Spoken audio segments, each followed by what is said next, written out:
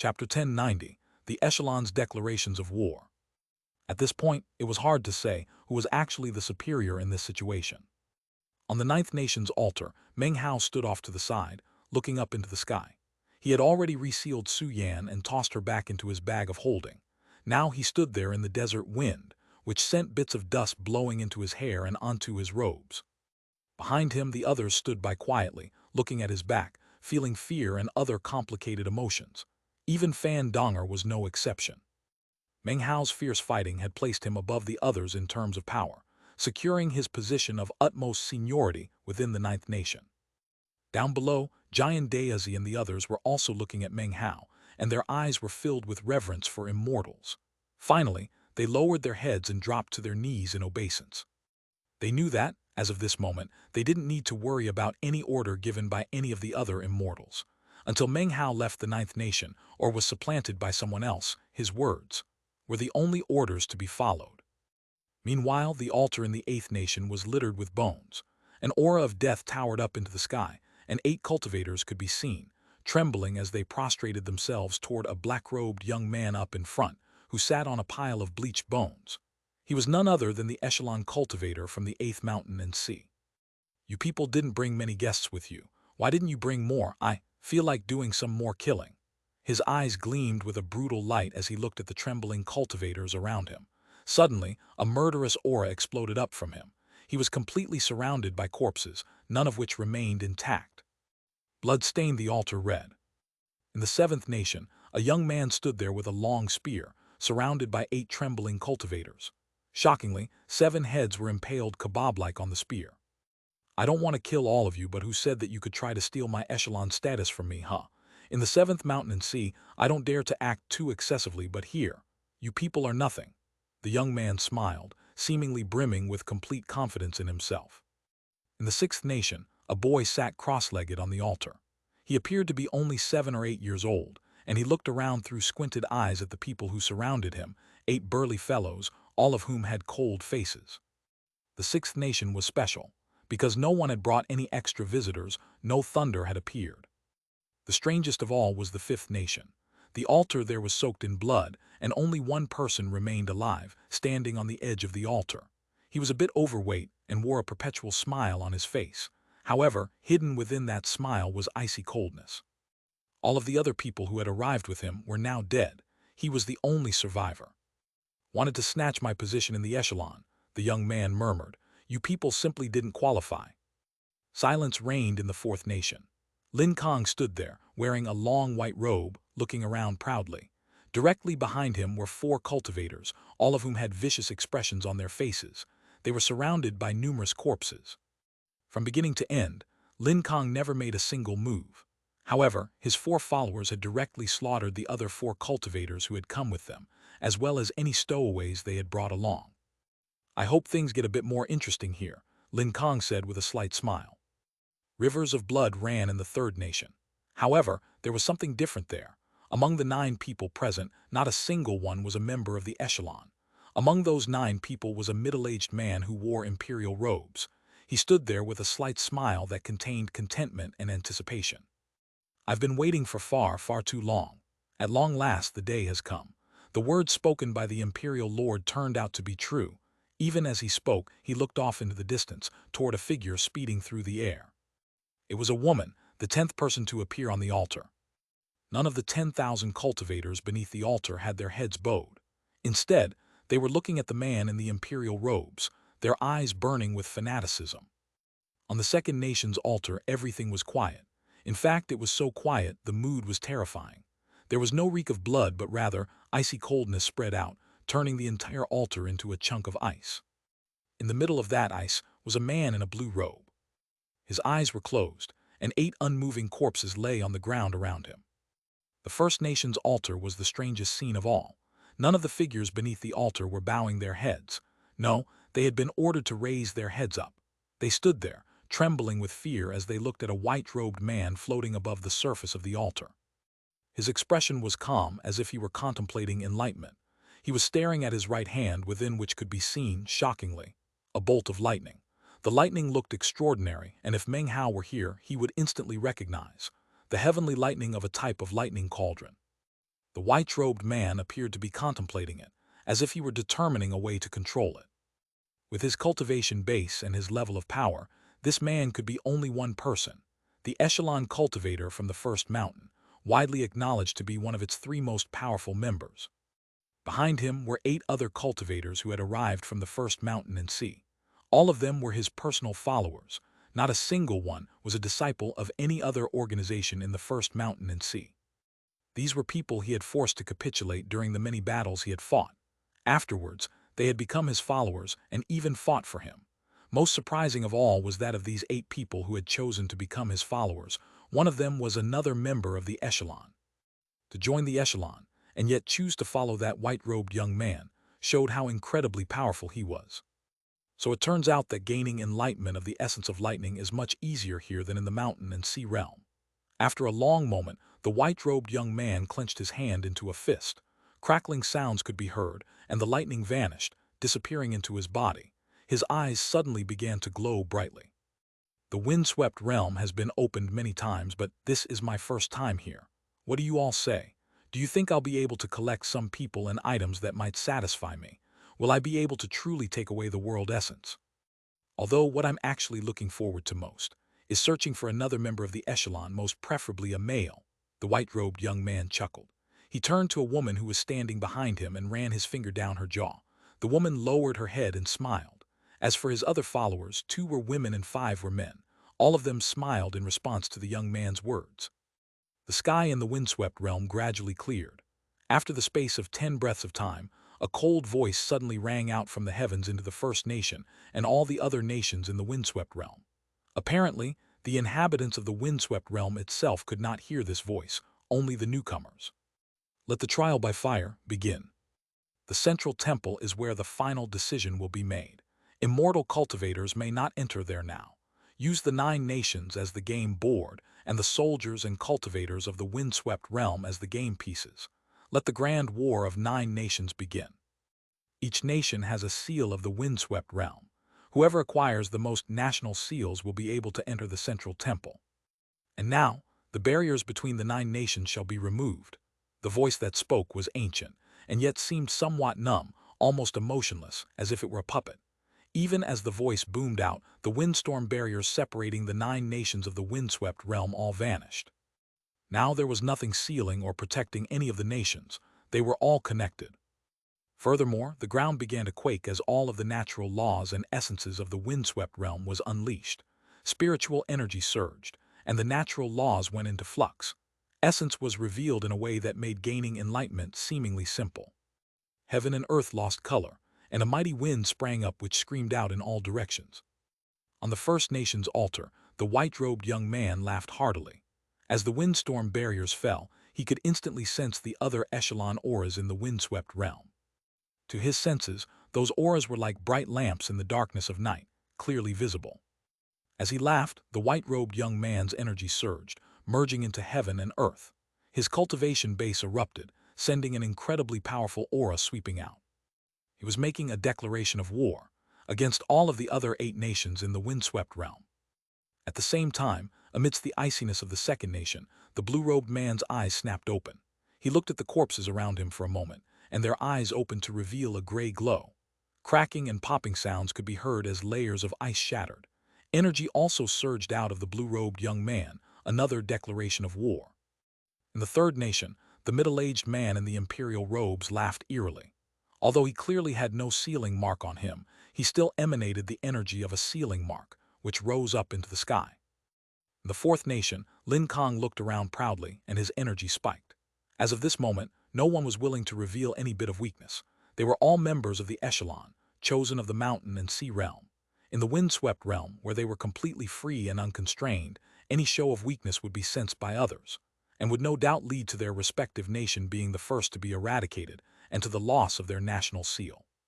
In the fifth nation, the smiling young man smiled even wider, and his energy flew up. In the sixth nation, the boy laughed piercingly as he rose to his feet. Shockingly, his energy rose up rapidly, causing the wind to surge and the heavens to shake. In the seventh nation and eighth nation, the echelon also declared war. Meng Hao trembled and looked up into the sky. The other cultivators from the mountain and sea realm could hear the words spoken by the ancient voice. However, they had no way to detect the surging energy and domineering auras of the echelon cultivators in the other 8 nations. It was as if all of them were sending notices to the other echelon members that they were on their way. A declaration of war, huh? Thought Meng Hao, his eyes glittering. He had long since left the other members of his generation of the 9th mountain and sea behind. He was like an enormous mountain in their path. All of the important chosen owed him money and were bound to him by karma with promissory notes. He had long since come to the conclusion that it would be a difficult thing to find any more chosen to get promissory notes from, but now that he could sense the energy of the other echelon members, Meng Hao's eyes began to shine brightly. These guys ought to be even richer than the people from the 9th mountain and sea, he thought, taking a deep breath and getting even more excited. Finally, he caused his own energy to surge, causing it to blaze like a signal fire. At the same time, he looked slightly embarrassed as he added a writ of karma into his surging energy, creating an opportunity for an initial contact of karma, laying down the first karma thread connection. You declare war. I declare a season of promissory notes. I will make all members of the echelon owe me money and give me promissory notes. Meng Hao was determined to stick to his path of promissory notes and not waver. As of this moment, the energy of all of the members of the echelon surged in their respective areas, then spread out until they clashed with the others. Colors flashed in the sky, and the wind seethed. Rumbling filled the air as the energy of the echelon members clashed. Chapter 1091, The Scheming of Jade. The world rumbled, colors flashed in the sky, and the wind screamed. At the same time, the echelon members in each of the 9 nations sent their energy surging something that no one but they themselves could sense. However, everyone on the altars in the various 9 nations were clearly able to tell that the air of war had filled the world. Declarations had been made, indicating that the echelon battles were beginning. This place was the long-awaited battlefield for the echelon. Everyone else would be relegated to mere supporting roles. Although nobody wanted to admit it, Fan Donger, Bei Yu and the other cultivators knew so. They stood there silently, looking at Meng Hao standing at the edge of the altar, radiating an unmatchable energy as he looked around at the people prostrating themselves down below. All of a sudden they understood that this place belonged to the echelon. If the options were to be either a bright flower or a dark, faded leaf, fate had given them no choice in the matter, and had relegated them all to be nothing more than leaves. Fan Donger's eyes glittered with an unyielding light. Bei Yu had a similar reaction. She was a woman with the same position as the sect's holy daughter. She had high aspirations and was not willing to be left in the dust by anyone. After a while, the surging energy that were the declarations of war by the members of the echelon located throughout the windswept realm slowly faded away. Meng Hao flicked his sleeve and stepped off of the altar. "Raise your heads, all of you," he said immediately. His voice echoed out across the lands into the ears of all of the cultivators of the windswept realm, and into the minds of the tens of thousands of mortals off in the distance. Without even thinking about it, everyone raised their heads and looked at him. As of this moment, all eyes were focused on Meng Hao. He hovered there in midair, his robes swirling, his hair floating around him. The will of an immortal emperor transformed into a unique aura. It was an indescribable aura, but at the moment, it instilled everyone with the impulse to offer worship. "Greetings, grand immortal," a chorus of voices echoed out across the lands. As the powerful sound rolled out, Giant Dayazi flew up into the air, swishing his sleeve and causing brilliant light to surround him. "Form the grand carriage." Immediately, 1,000 cultivators flew out from the group below and organized into a formation that resembled a flying battleship. They were followed by another 8,000 cultivators, who also formed flying battleships, making a total of 9. It was possible to see cultivators all packed together to form the battleships, their expressions fanatical, as if serving immortals was an unmatchable honor. Each battleship also featured 2 groups of cultivators on the deck, organized in ranks, men and women. Of the male cultivators, each one was extremely handsome, the type that any woman in the mortal world would instantly fall in love with.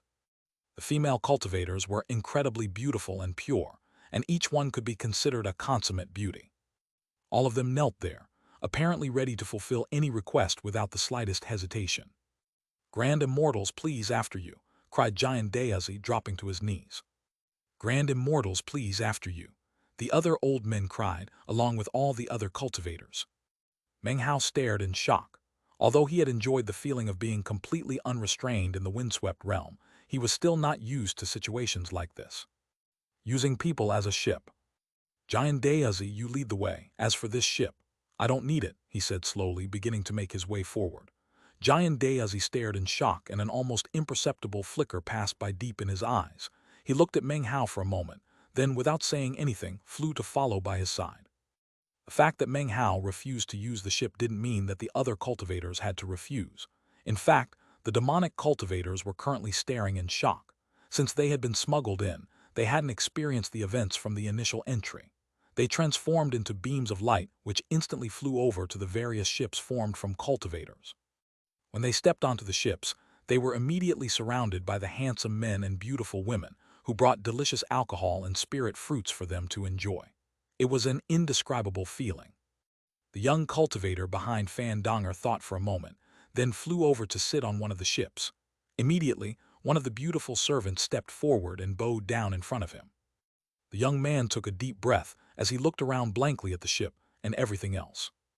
Eventually, even Fan Donger and Bei Yu boarded the ships under the fanatical gazes of the windswept realm cultivators. Rumbling sounds could be heard as the ships then flew up into the air. Down below, the man who appeared to be the emperor of the Ninth Nation led the soldiers into motion. They moved slowly, but there were many of them, and they almost looked like imperial escorts. Meng Hao flew along at the front, silent and taciturn. Giant Dayazi followed off to the side. The old man's cultivation base was not in the immortal realm, so it took some effort for him to keep up with Meng Hao. Meng Hao looked over at him and waved his hand, causing a bright light to appear beneath the old man's feet, which instantly increased his speed so that he could follow along closely. Many thanks, Grand Immortal, Giant Dayazi said, clasping his hands in appreciation. You can stop it with the false show of respect, Meng Hao said slowly. It pisses me off. Furthermore, I'm Meng Hao. My surname is not Grand and my given name is not Immortal. He spoke the words without the slightest bit of courtesy. A strange expression appeared on the old man's face. He clasped his hands and respectfully said, I shall comply with your orders, exalted Immortal. Meng Hao proceeded to ignore him. Perhaps because of how they were raised, all of the others from the mountain and sea realm were probably not used to paying close attention to the people they deemed weaker. But Meng Hao, despite having such a high status, and even being the crown prince of the Fang clan, had struggled up to that point from a weak and pitiful standing on planet South Heaven. He had experienced numerous deadly circumstances, and had eventually developed extremely keen eyes. Therefore, he was easily able to detect that Giant Dayazi had been scheming all along. He could clearly see the various things the old man had done. He had never believed that the people of this world would willingly choose to be inferiors. In fact, the people of the windswept realm couldn't even be called inferiors. They were more like slaves who didn't even have control over their own lives or deaths.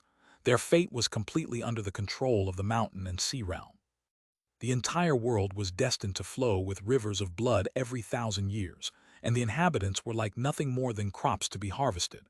Their 1,000 years of rest was merely preparation for another harvest. The natural laws did not change by chance, thought Meng Hao, his eyes glittering. He would not be careless in his activities here. Furthermore, he knew many details of certain matters that Fan Donger and the others were unaware of. Exalted Immortal Meng, Giant Dayazi said ingratiatingly, Mount Whiteseel is the Ninth Nation's mountain of national aura, the source of our nation's natural law and Taoist magic. It supports our entire world and even has heavenly power. Exalted Immortal, by selecting that mountain, you can receive the added support of the national aura and will definitely experience cultivation base growth to a level that you can't even imagine. The legends say that the national aura mountain was refined from a precious treasure. Perhaps with the abilities and resources at hand as a chosen, exalted immortal Meng, you will be able to acquire even greater good fortune. The wind buffeted their faces as they flew onward, and Giant Dayazi's words were carried backward so that Fan Donger and the others could hear. Meng Hao suddenly stopped in place, turned, and looked deeply into Giant Dayazi's eyes. Then, an enigmatic smile appeared on his face, and his eyes gradually shone with an intense gleam. The look in Meng Hao's eyes caused thumping sounds to pound inside of Giant Dayazi. However, he maintained the same smile as ever and ducked his head respectfully. You know, Meng Hao said coolly, I've killed a lot of people, Many of them were schemers, and when I discovered their plots against me, I removed their heads. For example, you used a simple map to quickly divide 9 exalted immortals without lifting a finger. You benefited from the misfortune of others, and also gained some profound insights. Truly an excellent scheme. Later, when the lightning and thunder struck us, you looked surprised, but deep in your eyes, you were actually mocking us. Don't think that nobody noticed your act. How did you come to be aware that the natural laws had changed? With each of Meng Hao's successive statements, Jian Daozi looked more surprised. He started to look anxious, as if he felt there was some misunderstanding. Terrified, he was about to offer an explanation when Meng Hao continued. One map unleashed internal chaos, he said coolly. One natural law caused a deadly crisis. I honestly don't care much about those things. However, just now, you tried to use that mountain to gain the upper hand again. Did you really think that you could borrow the strength of my hands to slay the others, just because I was stronger than them? His words caused Jian Daozi's face to grow deathly pale, and he began to tremble in terror. Exalted immortal, please calm yourself. Everything was just a misunderstanding. It wasn't like that at all. Sweat poured down Jian Daozi's face, and he seemed horrified, as if he were being wrongly accused of a crime he didn't commit. Let me guess, continued Meng Hao, his voice growing colder by the moment. If I were you, I wouldn't devise a plan which relied on only one person, even if you did end up convincing me about the mountain. After all, none of them would be likely to try to provoke me directly. What you want to do is throw out some other seeds to attract their interest. Those seeds of interest will eventually give birth to a struggle over the mountain. Their obsession over the mountain is like a hidden weapon that would not be easily noticed. In addition to all of that, if I were you, I would definitely prepare some other knives to stick into the backs of us immortals. That would also provide a warning that we should not act presumptuously here. My guess is that one of those knives will be making an appearance quite soon. Jian Daozi smiled wryly, as if he had valid protestations which were merely falling on deaf ears. He seemed to be on the verge of trying to concoct some explanation when, all of a sudden, something became visible off in the distance. There, a waterfall could be seen, at the base of which was a pond. Next to that pond sat a white fox. A piece of white jade could be seen on the fox's head, which looked completely beyond ordinary. As the fox practiced breathing techniques, it caused all of the light in the area to converge on the fox's head. Suddenly, one of the middle-aged demonic cultivators from the Nine Seas god world caught sight of the white fox. His eyes went wide and he shouted, "Divine demon Jade!" A look of greed and wild joy instantly appeared on the demonic cultivator's face. There was a flash as he flew off of the ship he had been riding and headed directly toward the fox. If I were you, I wouldn't do that, Meng Hao said, stopping in place. In response, Jian Daozi's face flickered. The middle-aged demonic cultivator stared in shock for a moment, then gave a cold harumph. He was well aware of what kind of place the windswept realm was, that there was nothing here that exceeded the immortal realm. It was a place without laws or rules, and therefore, nobody could stop him from taking something he wanted. He sent out his divine sense, and, sensing nothing abnormal, completely ignored Meng Hao and closed in on the white fox, reaching his hand out to grab to the piece of white jade. Chapter 1092, Demon Mantra, Mesmeric Rebuke. Just as the middle-aged demonic cultivator was closing in on the white jade, all of a sudden, a cold snort could be heard echoing out from inside the waterfall. "Scram," someone said. The single word seemed to invoke thunder and lightning. A shocking energy rose up, causing everything to shake. A windstorm sprang into being, which promptly slammed into the demonic cultivator. "Are you MMMBLLLE?" The demonic cultivator's face flickered, and blood sprayed out of his mouth in a continuous stream as he tumbled backward like a kite with its string cut. He fell back several hundred meters before finally coming to a stop, his face pale, his body trembling. Bayu sat on her ship, which currently hovered in midair. All of a sudden her face flickered and she spoke 4 words one at a time. Demon Mantra, Mesmeric Rebuke. 1. The name of this magic is actually also a Chengyu, a Chinese idiom. The definition of the idiom itself is to mislead the public with rumors to delude the people with lies. In this case, I'm pretty sure Urjin just copied it because it has the word demon in it. The literal character-by-character translation would be, demon word delude crowd. The other demonic cultivators' minds trembled, and expressions of disbelief appeared on their faces as they looked over at the waterfall. Even Fan Donger appeared to be shocked. Meng Hao's eyes narrowed. The voice which had spoken just now used only one phrase to unleash unthinkable power. That one phrase was like a magical technique, a divine ability that could shake the mind. Not only did it leave the demonic cultivator's body trembling, it also was a powerful attack on his very thoughts. Meng Hao was familiar with the four words that Bei Yu had uttered. He knew that it was one of the three most powerful Taoist magics of the Nine Seas God world's demonic cultivator horde. Demon mantra, mesmeric rebuke can turn one's own divine sense into an attack on the self, he thought. It is impossible to defend against, and the stronger one's divine sense, the more terrifying the results. Very few demonic cultivators were able to successfully learn it. In the current generation, only Bei Yu and Long Tianhai had ever studied it, as well as the other 8 Sea Realm demons. From the way it had been used, Meng Hao, along with Fan Donger and Bei Yu, could all tell that whoever was inside the waterfall hadn't attacked with killing intent, but rather was issuing a warning. The demonic cultivator hovered in midair, his face pale white, looking at the waterfall with terror. Finally, he clasped hands and bowed deeply, then hurried back to his ship. The white fox hadn't moved the entire time, nor had it even looked up. It simply continued to practice breathing techniques with the white jade. Meng Hao's eyes flickered, but he continued to stand there silently. Bei Yu hesitated for a moment, then moved forward toward the waterfall. Feeling she had no other choice, she clasped hands and bowed, then said, "I am Sea Daughter Bei Yu of the junior generation, from the Nine Seas God world. Senior, what relationship do you have with our demonic cultivator horde?" Demon mantra, mesmeric rebuke was an esoteric magic of the demonic cultivator horde, something that no outsider would ever have access to. And yet, they had all seen it unleashed right here.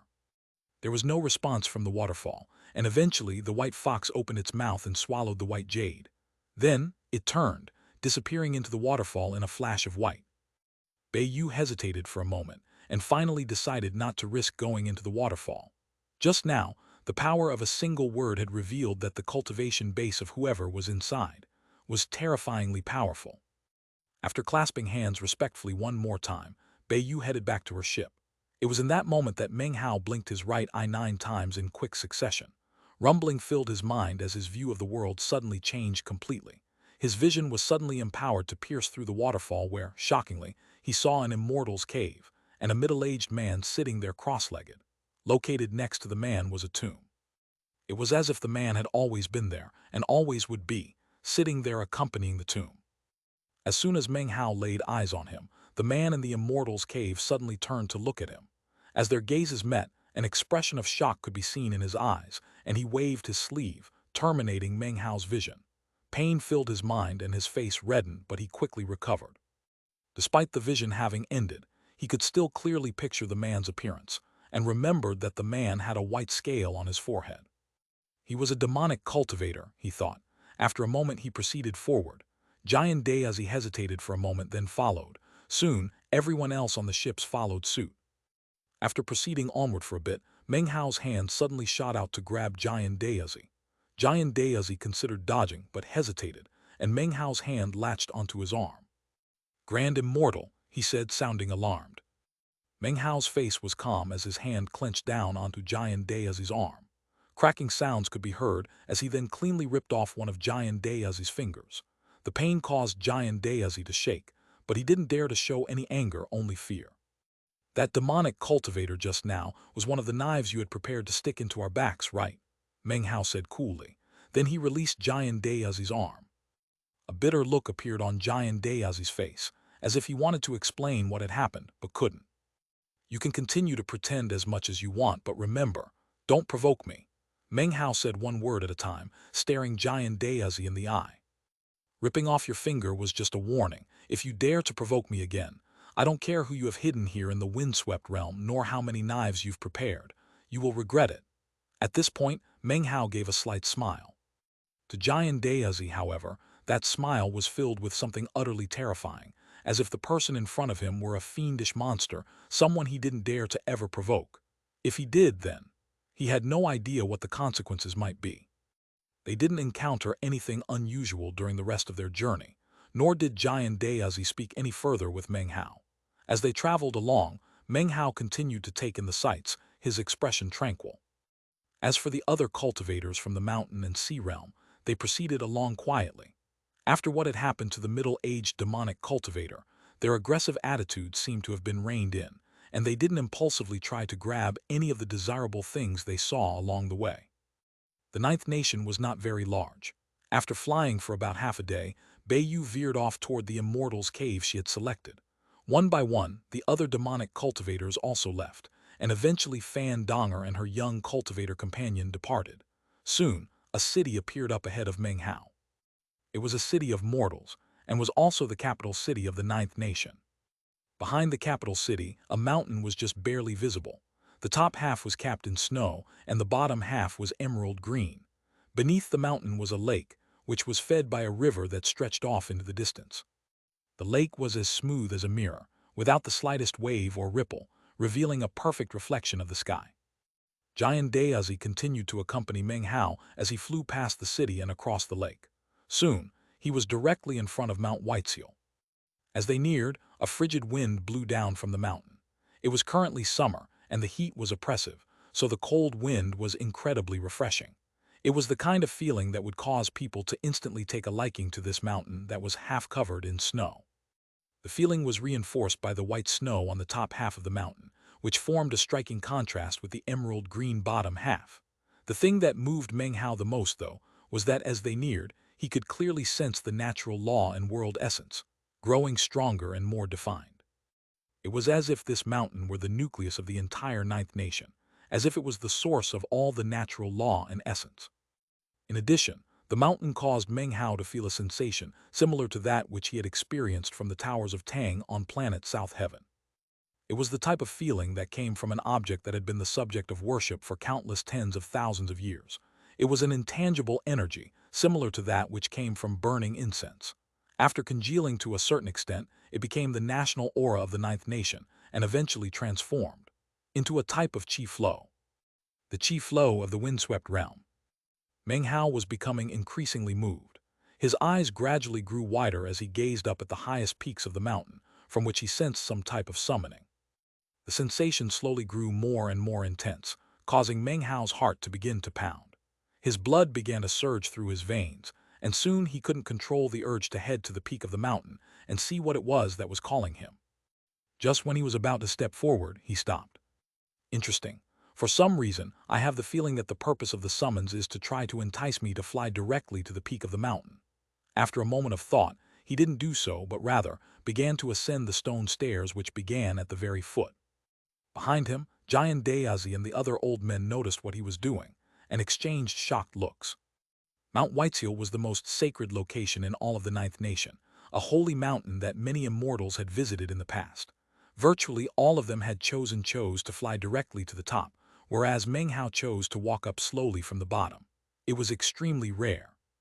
Actually, ascending the mountain from the very bottom would impart an even more profound sensation regarding the natural laws and essences that were focused on this nucleus of the ninth nation, as well as the national aura. Meng Hao began to walk up the steps, taking his time. Sometimes he even stopped to relish the sensation of the natural laws on the mountain and the omnipresent essences. Furthermore, he was also able to sense the so-called national aura which had built up on the mountain because of the years of worship. At one point he stretched his right hand out into the air and made a grasping motion. "Is this the essence of wind?" he murmured.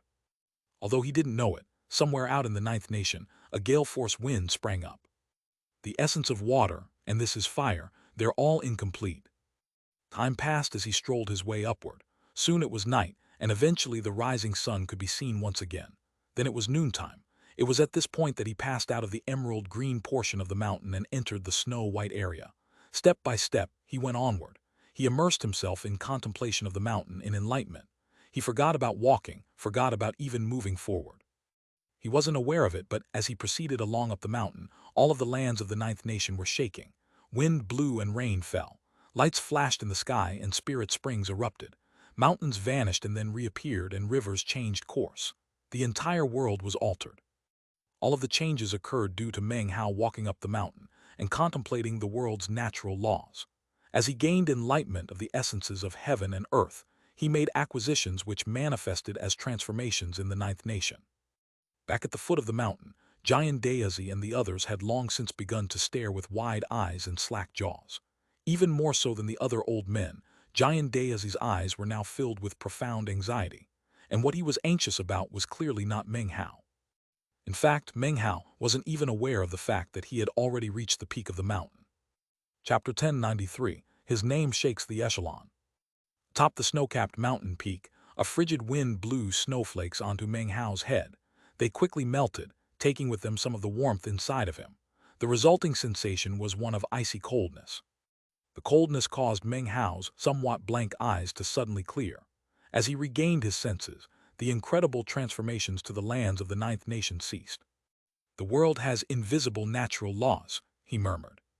"On top of natural law is the omnipresent power of essence, understanding something's intrinsic qualities and seeing its true origin, knowing everything about it.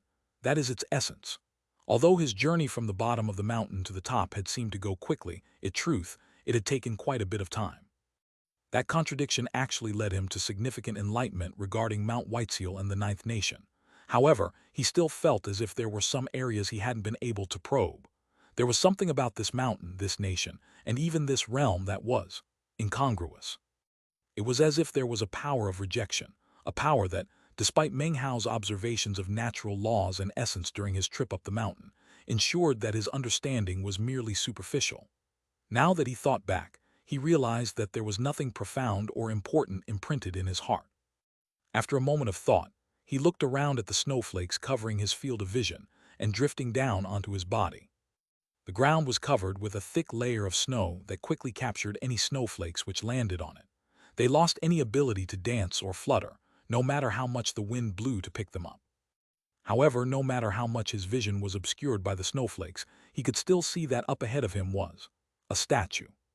It was a statue surrounded by swirling snow. It depicted a man, apparently middle-aged, with a slight smile on his face. He didn't seem powerful or solemn, but a sharp gleam could be seen in his eyes that appeared to be an admonishing expression. Anyone who caught sight of the statue would be inwardly shaken. It was the kind of feeling a mortal would experience upon facing a wild beast. It was as if this person's wrath could cause heaven and earth to crumble, could shake the world, could cause all living things to bow in worship. Meng Hao took a deep breath as he looked at the statue. It almost seemed to be looking back at him. That simple gaze caused his mind to reel, sent his cultivation base into chaos, and caused his chi and blood to seethe. He coughed up a mouthful of blood and staggered backward several paces, his face flickering. Just what realm was this person in? The thought. It's only a statue, so it could only have a tiny percentage of the true self's power, and yet its divine will is shocking.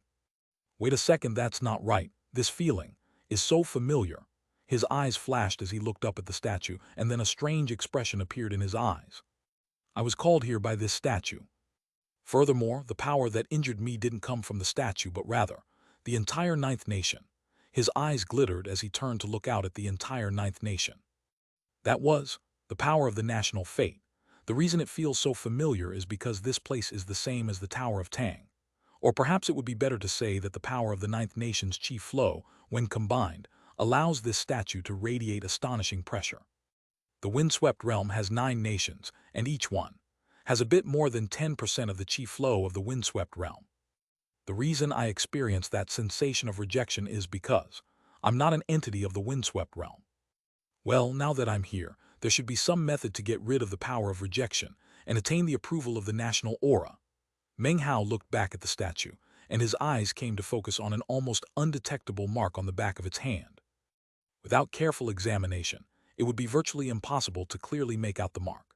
Meng Hao's eyes shone with determination as he formed his divine sense into a magical technique and shot it out toward the mark. However, the mark seemed impossible to break open, as if some type of seal were in place that would require several hours to break through. Meng Hao pondered silently, then suddenly performed an incantation gesture with his right hand and unleashed the 5th demon sealing hex. By now he was very familiar with the 5th hex and had been able to detect that it was useful when dealing with seals. Reverse inside and outside, consume and spit out. It could unbind all sorts of seals. As Meng Hao unleashed the hexing magic, Giant Dayazi and the others at the foot of the mountain looked on with fixed gazes. Giant Dayazi sighed inwardly, and an imperceptible flicker ran through his eyes. Although he was incapable of making any further cultivation-based breakthroughs in this lifetime, he had been able to utilize a secret magic to extend his longevity for many, many years. In fact, he had lived for so long that he had long since forgotten exactly how old he was. Furthermore, he would never be able to forget how immortals trampled the inhabitants of the windswept realm beneath their feet, humiliating them. He would never be able to forget how it felt to be treated like a slave. Perhaps if I hadn't met that person, then I wouldn't have such feelings, he thought. After all, the windswept realm is one of the lower realms of the immortal world and is a slave world. He bowed his head to cover the hatred and venom that flickered in his eyes. Soon, vigilance took over and he looked up. All such previous looks had disappeared from his eyes, which were now filled with what appeared to be mindless veneration for immortals. Actually, of the countless immortals that he had encountered, none had given him the same feeling as Meng Hao. His vigilance intensified. His cultivation base is profound, he is extremely cunning, and he attacks with utter ruthlessness. He is not the type of person to be dealt with easily. However, he will most likely fall into a trance here, and even if that doesn't happen, it doesn't matter how strong he is, it won't be long before the windswept realm's patience will be at an end, and it will completely explode. Jade took a deep breath, and a brilliant light flashed in his eyes before they once again returned to their previous state. He slid his hands into their opposite sleeves, then stooped over low, making himself look inconspicuous and innocuous. There is no member of the echelon who will understand the statue of the imperial lord at a single glance, even though some of the people who come here are aware of its secrets, and each time they come the duration grows shorter. In the end, the fastest one will take at least 6 hours. This Meng Hao might be incredibly intelligent, with extraordinary enlightenment, but even he would need more time.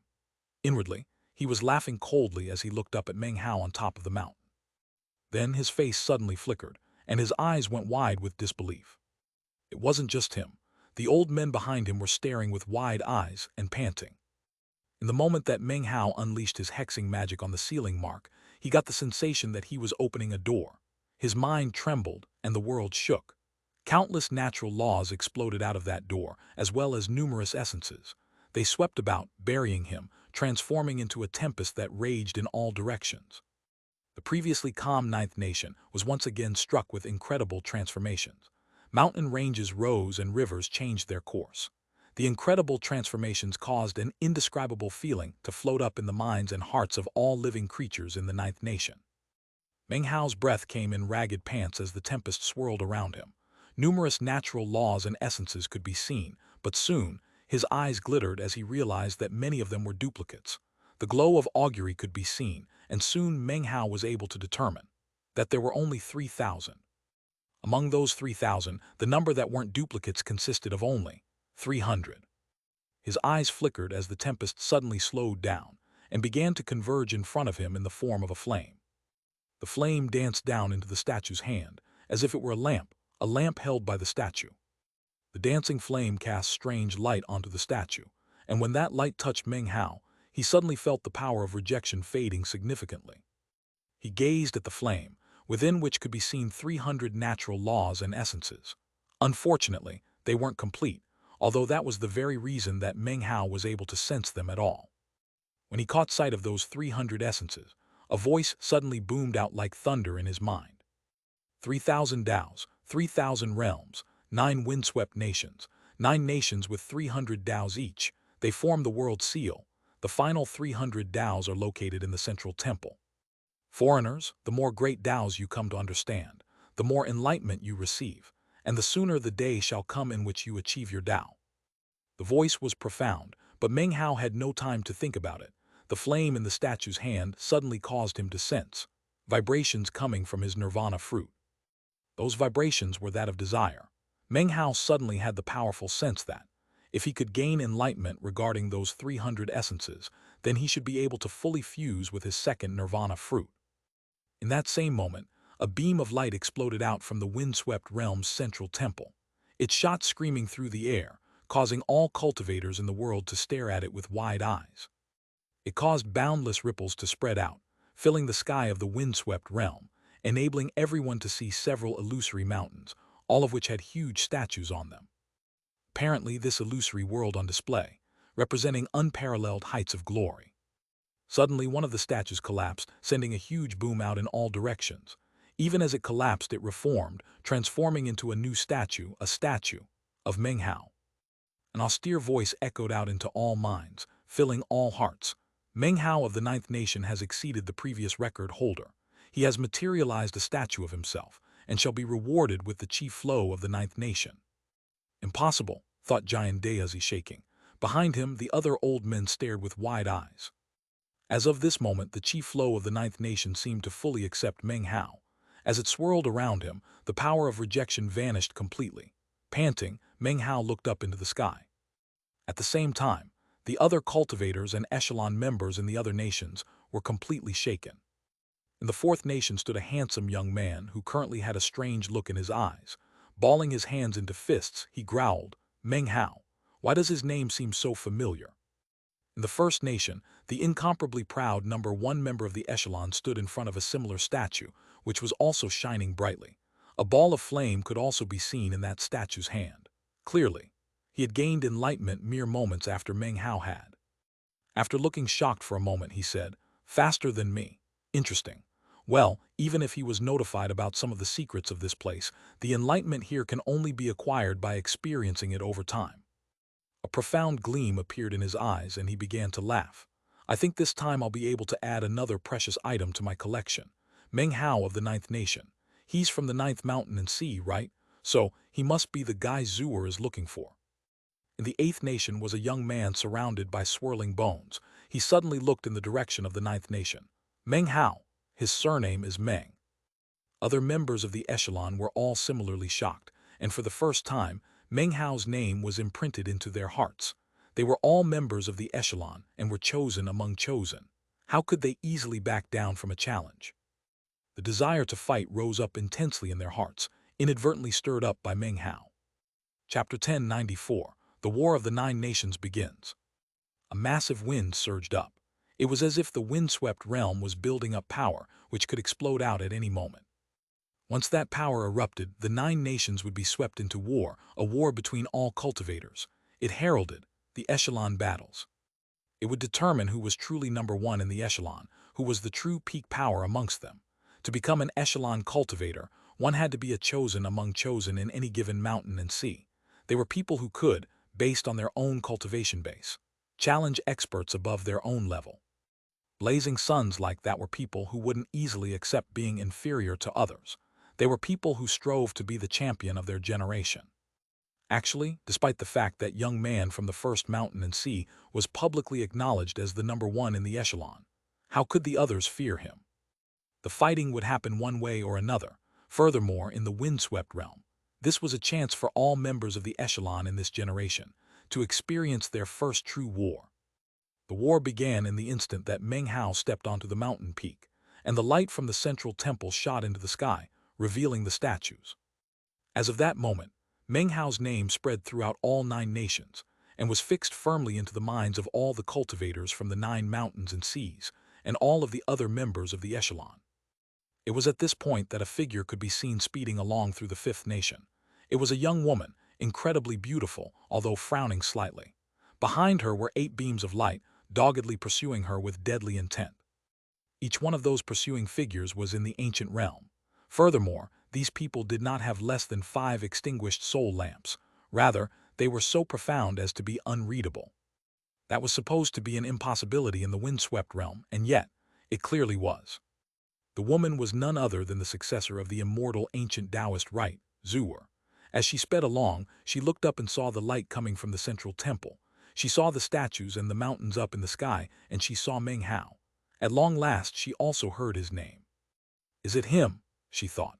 Despite being pursued the way she was, her eyes shone with a brilliant light, and she instantly committed Meng Hao's name to memory. Then she continued to fly along, and her 8 pursuers whistled after her as they tried to catch up. Meanwhile, back on Mount Whiteseal in the 9th nation, Meng Hao took a deep breath and looked back down from the sky. The fire in the statue's hand cast light into his eyes, filling them with a strange flickering. After a moment passed, he smiled. "So I broke the previous record. I bet that really sets off the other echelon chosen. Well, good. I don't care what other strange things there are in this windswept realm, or what giant Dayazi and his pals are scheming. They have nothing to do with me. I never imagined that I wouldn't even need to go to the central temple to find a method for fully absorbing my second nirvana fruit and stepping into the all-heaven immortal realm." Meng Hao took a deep breath. His heart burst with anticipation, and intense excitement filled him. Without any hesitation, he stepped forward and sat down cross-legged. Next, he released Chu Yuyan from his bag of holding. After looking around for a moment, Chu Yuyan was clearly shaken. She could sense how different the windswept realm was, and without any further prompting from Meng Hao, she sat cross-legged and began to practice cultivation. Her focus was now breaking through into the immortal realm. Meng Hao nodded silently, then sent out his divine sense into the flame. Instantly, he could detect the 300 great Taos inside, the 300 natural laws, the 300 essences. He had the sudden premonition that the more essences he came to understand, the easier it would be to absorb his second nirvana fruit. If one nation isn't enough, then it will have to be two. If all of the 9 nations and their 2,700 essences are insufficient, then I'll go to the central temple and use 3,000 great Tao essences to fully absorb my second nirvana fruit. He closed his eyes and fully poured his divine sense into the flame. At the foot of the mountain, Giant Dayazi's face flickered. Behind him, the other old men were staring reverently at Meng Hao. After a while, they began to disperse. Time passed. A month went by in the blink of an eye. During that time, the wind-swept realm seemed peaceful and quiet. However, dark undercurrents swept about. Although fighting had not yet burst out between the ordinary cultivators, and the echelon cultivators were still adapting themselves to the locale, the mortal armies of the 9 nations had already begun to wage war. The armies of the 9 nations had long since prepared for this war, and now they began to march toward the center of the wind-swept realm, to the region of the central temple. That area consisted of an enormous plain, at the very center of which was the temple, which was a restricted area. The grass on that plain was white, and the soil was black. Also located on the central plain were 9 towering pagodas. They were ancient and archaic, as if they had existed there for countless years. Each one of the pagodas stood for one of the nations, around which the armies of the 9 nations clustered. Each nation had over 1 million troops. Added altogether, there were a total of nearly 10 million soldiers on the battlefield. Chaotic fighting instantly broke out. None of the nations allied with each other, ensuring a massive battle royale involving all 9 of the nations. Miserable screams rose up into the air, along with the cries of rage that came before death as countless soldiers were slaughtered. The blades and spears that they wielded seemed to indicate that their mission was to cover the black soil with blood until it turned purple. Under the orders of their marshals and generals, the armies rapidly turned the entire area into a sea of blood. There was no right or wrong in the fighting. No one questioned why it was happening. They simply fought an eternal battle, and sometimes it seemed as if they weren't fighting for the right to live, but the right to die. As the casualties piled up, the 9 pagodas began to glow with the color of blood. Shockingly, the brightest glow was coming from the 3rd nation, from which a pillar of blood-colored light rose up 300 meters into the air. The blood-colored beams rising up from the other pagodas were all several dozen meters high. As for the 2nd nation, the 6th nation, and the 9th nation, their blood-colored beams were only about 30 meters. The only way to get those beams of light to climb higher was to fight and kill. The more enemies they killed, the higher the blood-colored beam would climb. Almost in the same moment that the blood-colored beams rose up from the 9 pagodas, the echelon cultivators on the various national aura mountains throughout the 9 nations all felt the chi flow and the speed of their enlightenment changing. In the 3rd nation in particular, the chi flow surged up, such that it seemed as if those who were there were receiving the aid of a divine blessing in terms of gaining enlightenment. There were transformations in the other mountains as well.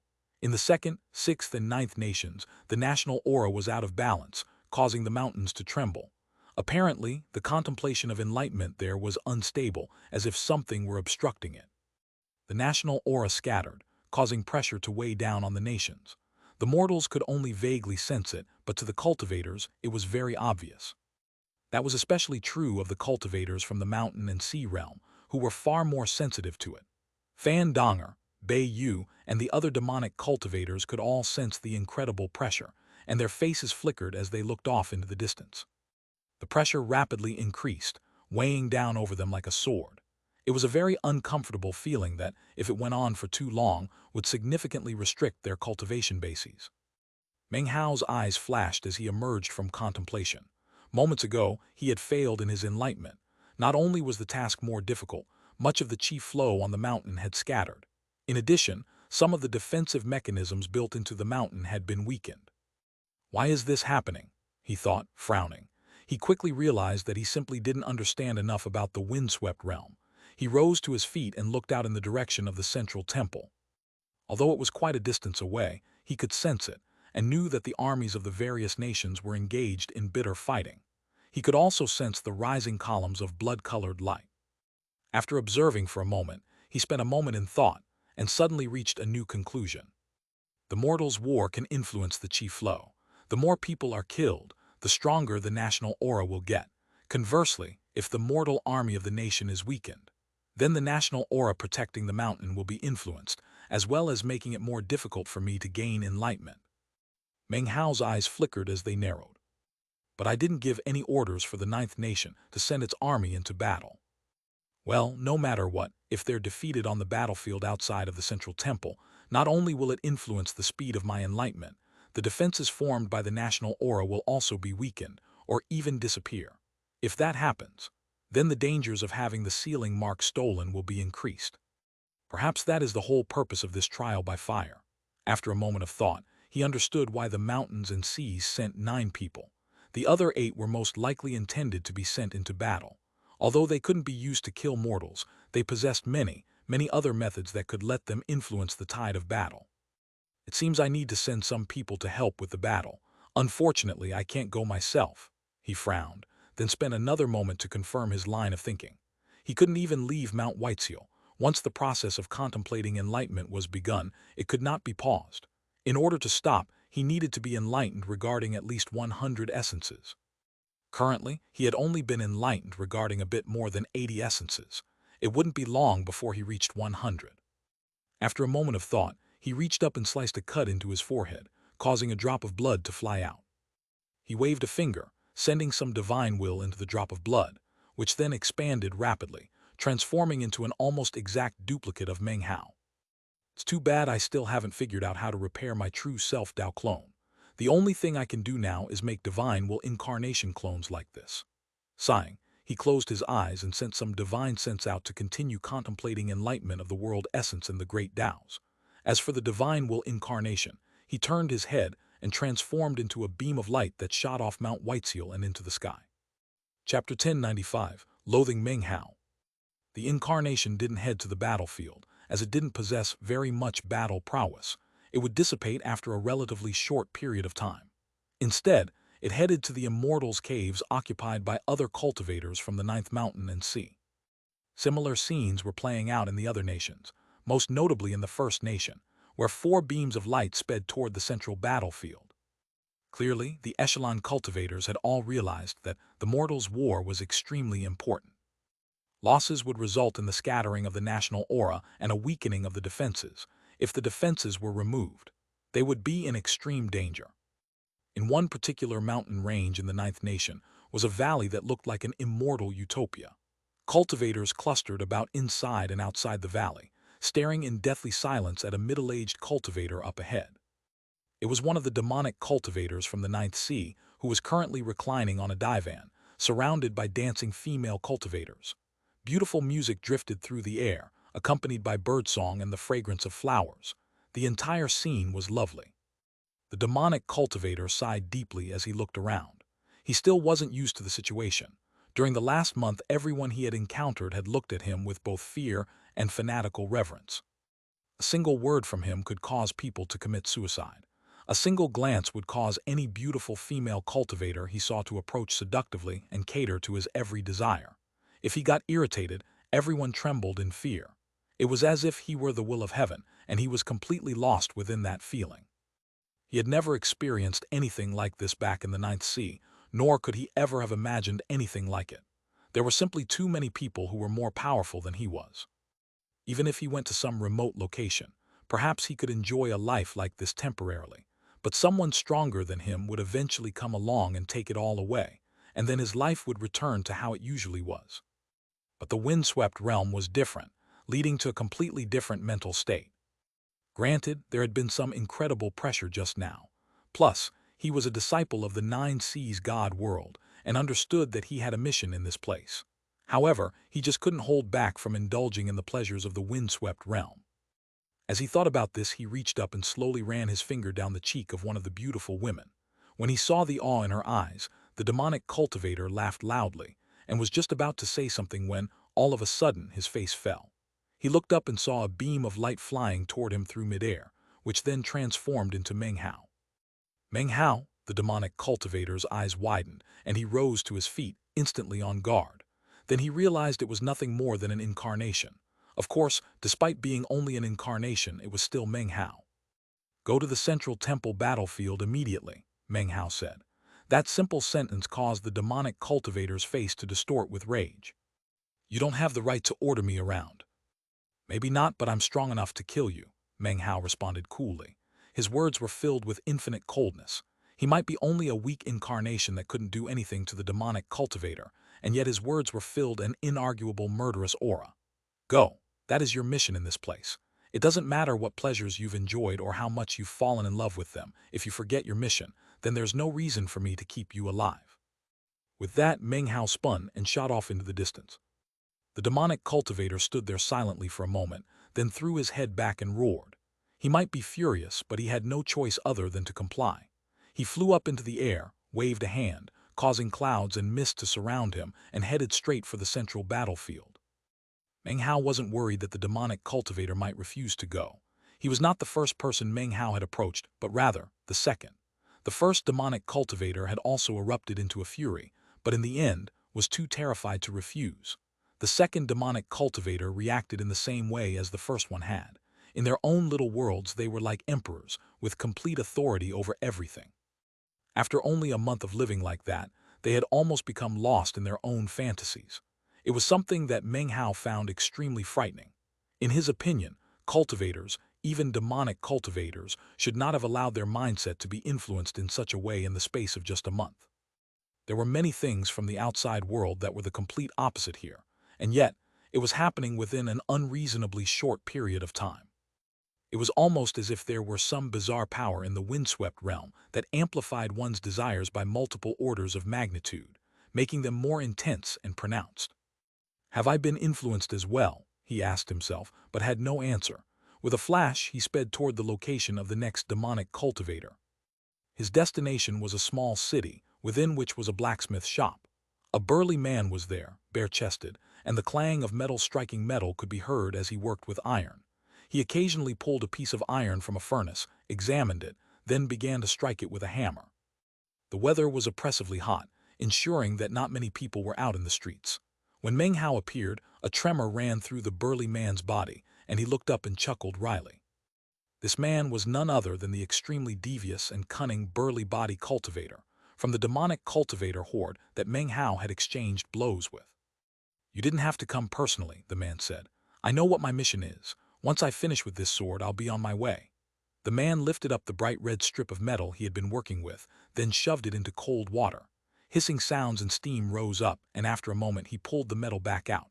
It was a blade riddled with tiny holes, yet overflowing with a murderous aura. "You're different from all the others," Meng Hao said coolly. He looked around at the blacksmith shop, which appeared to be completely ordinary, without the slightest bit of extravagance to be seen. From what he could tell, the inhabitants of the city had no idea that this burly man was actually an immortal. "My desires are unique," the man said, "and unusually strong. Because of that, they are hard to fulfill." After a moment of thought, the man tossed the huge blade into his bag of holding, grinned at Meng Hao, and then walked out of the shop. For some reason, the man's style seemed to be very different from before, causing Meng Hao to stare at him for a moment. "I hope you stay this way," he said suddenly. "That's the plan," was the reply. The burly man laughed loudly, then flew into the air. He quickly disappeared over the horizon. Meng Hao's eyes glittered, then he turned and vanished, to reappear directly in front of the man. Although it had seemed that the man flew off toward the central battlefield, he actually ended up fleeing in the opposite direction. As soon as he saw Meng Hao blocking his way, he laughed heartily. "Oops, I took a wrong turn, my mistake," he said. Then he turned and headed toward the central battlefield. Meng Hao watched him disappear. After a moment of thought, he looked back at the blacksmith shop for a moment, then left. He didn't force anyone else to fight. Instead, he merely inspected the immortals' caves of the other cultivators in the Ninth Nation. His incarnation was slowly fading away, and perhaps because of that, it was becoming more and more difficult for anyone to detect him. He saw Bei Yu, surrounded by a sea of flowers.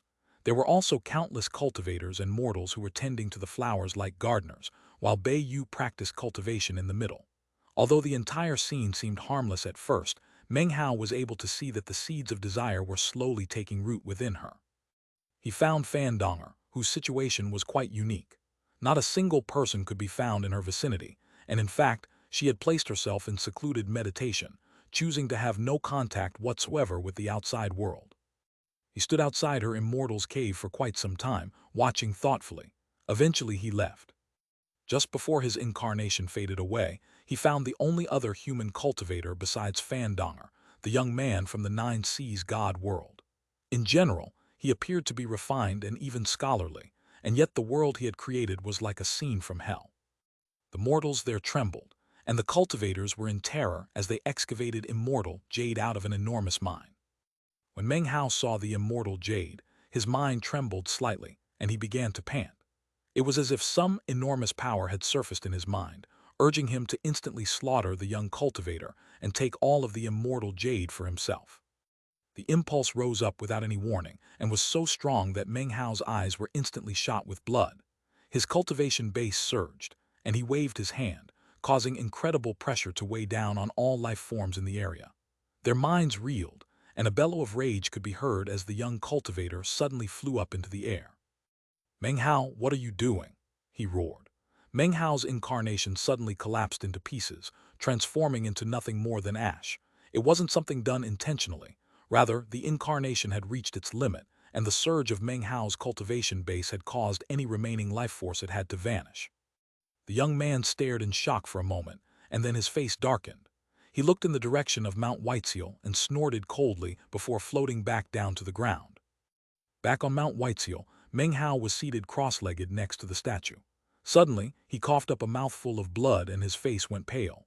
He opened his eyes, and a shocked expression could be seen on his face. He immediately performed a double-handed incantation gesture to ensure that his contemplation of enlightenment was not interrupted. If a backlash during the process of contemplating enlightenment of essence did not destroy him in body and soul, it would still shatter his cultivation base. Enlightenment like this could not be interrupted. Complete focus was required. "It's like I wasn't under control of myself," he thought, shaken. As soon as I saw that immortal Jade, the impulse I felt was too strong. It was indescribable. Most terrifying of all was that in that moment I didn't even have the inclination to fight back against it. He took a deep breath, suddenly aware of how truly mysterious the windswept realm was. Furthermore, he had the feeling that he was probably being influenced in certain ways that he wasn't even aware of, perhaps from the moment he had arrived in the windswept realm. His heart had grown colder than it usually was, and the thought of that caused him to tremble. Desires are amplified. Thankfully, that was an incarnation and it ended up self-destructing. If it had been my true form, he could only imagine what would have happened in that case. After a moment of silence, he once again immersed himself in contemplation. However, the vigilance in his heart remained at a peak. Back on the mortal battlefield in the central district, the three demonic cultivators had joined the fray, easing some of the tension. However, it didn't take long before cultivators from the other nations arrived, and the fighting grew more chaotic. The ninth nation was having trouble mustering its national aura, causing them to suffer more defeats. In fact, of all the blood-colored beams, theirs was the lowest. It was at this point that the gaunt youth in the eighth nation, the one surrounded by bones, suddenly stood up. He was the first one to gain complete enlightenment of 100 essences. Furthermore, he ceased any continued efforts at gaining enlightenment and turned toward the ninth nation, his killing intent rising high. "Meng Hao, surnamed Meng. That's the family name I hate more than any other." With that, a flash could be seen as he shot toward the ninth nation, killing intent seething. "Either way, you'll be the first to die. I'll take your sealing mark and cut you down. Han Qinglei will get the glory for slaughtering someone else in the echelon." 1. Han Qinglei's name in Chinese is Chinese letter Han Qinglei. Han is a common surname. Qing is a color which could be blue, green, cyan, azure, or even black. Lei means thunder or lightning.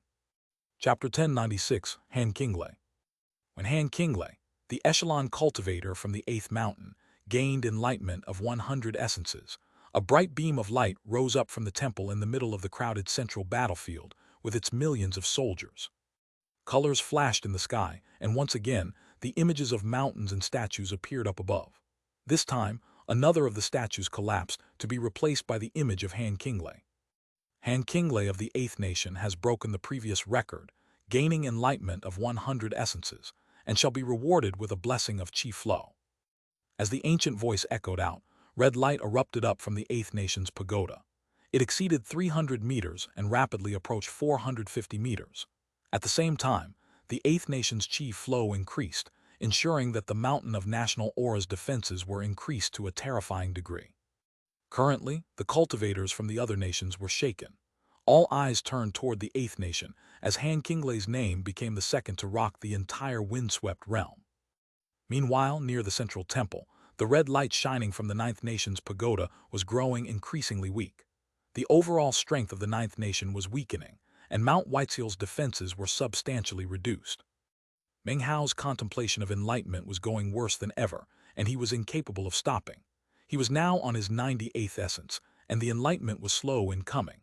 All the while, he had to be very wary of the powerful influence of the windswept realm itself, which tried to incite his desires and lead him astray. As the Qi flow of the Ninth Nation faded, the influence of the windswept realm increased. Fan Donger and the others could sense this. Most importantly, the desires in their hearts grew more intense. If they couldn't understand the reason behind it, they would merely grow more frenzied, more lost. However, those who eventually reached an understanding of what was happening were terrified. That was especially true of Fan Donger. She coughed up a mouthful of blood in the middle of her immortal's cave, and her face revealed traces of panic. She had been the first among the group to sense the massive change in her inward desires, which was why she had chosen to go into secluded meditation in an attempt to gain control. As of this moment, however, the opposite was happening. She was on the verge of losing control. As for Bei Yu, she sat in the middle of the sea of flowers, seemingly completely entranced. From the look of it, her entire body was in the process of merging into the sea of flowers, as if she herself were turning into a blossom among the sea of flowers. At the same time, a bright beam containing countless bones shot through the air above the Eighth Nation at top speed. A day later, it reached the border between the Eighth and Ninth Nations. Without the slightest hesitation, Han Qinglei shot across the border, laughing maniacally as he burst into the Ninth Nation. He wore a black robe and was very gaunt. The murderous aura which surrounded him erupted explosively. In almost the exact moment that he entered the Ninth Nation, Mount Whiteseal shook violently, and the defensive pressure of the Ninth Nation increased dramatically. However, such pressure did nothing to Han Qinglei. Laughing uproariously, he shot out over the lands, a bright beam of light surrounded by innumerable illusory white bones. Shrill screams could be heard echoing out from the bones as he sped forward. The sky dimmed and winds swirled. Black clouds spread out across the skies of the Ninth Nation, and all the lands were cast into shadow. The murderous aura which erupted off of Han Qinglei was like a tempest as he shot toward Meng Hao. As he passed along, the earth quaked, and all cultivators and living creatures in the Ninth Nation shook. From their perspective, the previously bright and sunny day had instantly turned as dark as night. "Meng Hao, you're dead," he shouted, his voice echoing out as he increased his speed. He was like a lightning bolt that rapidly drew closer to Mount Whiteseal. As he neared, the Ninth Nation's national aura dissipated even more rapidly, and the pressure grew more intense. Fan Donger once again coughed up a mouthful of blood and suddenly looked off into the distance. What's happening? What caused the influence to increase so much and so quickly? She gritted her teeth and flew out of her immortal's cave. When she looked up into the air, her face flickered as she saw the roiling black clouds off in the distance. Inside of those black clouds were countless bones, speeding toward the capital city, and the Ninth Nation's mountain of national aura, Mount Whiteseal. Fan Donger wasn't the only shocked one. Bei Yu sat in the sea of flowers, an expression of struggle on her face. She forced her eyes open, and a tremor ran through her as she looked around. Then she started to struggle even harder. In another area, in the immortal Jade mine, mad laughter rang out. It was a laughter of satisfaction and joy as the young cultivator from the Nine Seas God world was completely lost inside of himself. As he looked around, all he saw was endless immortal Jade. Wealth like this will make my cultivation base vastly more powerful. As for the burly body cultivator and the other demonic cultivators on the central temple battlefield, all of them were shaken inwardly, and their desires stirred to mad heights. Heaven wished them dead, but first it would drive them mad. 1. This quote, "Heaven wished them dead, but first it would drive them mad," is very similar to a quote from Western literature. However, after a bit of research, it seems to actually be a reference to something said by Emperor Taizong of the Tang dynasty. None of this is really relevant to the plot of ISSTH, but since I did all the research, I figured I would share the results. In the time it takes an incense stick to burn, the roiling black clouds sped from the border of the Ninth Nation all the way to Mount Whiteseal. The clouds acted like flesh, and the countless bones formed together into what looked like real bone structures. The entire thing transformed into a huge black fist. It was fully 300 meters wide, shooting down from the sky toward Mount Whiteseal in a deadly strike. "Time to die, Meng Hao," he howled, voice sinister and full of killing intent. Everything shook as the fist descended toward the mountaintop and Meng Hao sitting there cross-legged by the statue. By this point, Meng Hao had just gained enlightenment of the 99th essence and was very close to completing the entire process of the first stage. All he needed was one more essence, and yet, because of the fading of the Ninth Nation's national aura, the enlightenment was very difficult and slow in the coming. Rumbling could be heard as the fist smashed down toward Mount Whiteseal. All of a sudden, the statue began to glow, sending out a protective shield that covered the entire mountain, Meng Hao included. The huge pitch-black fist slammed into the shield, causing a deafening boom to echo out. Colors flashed and the lands trembled. Intense ripples spread out along with cracking sounds as a huge crack appeared in the shield.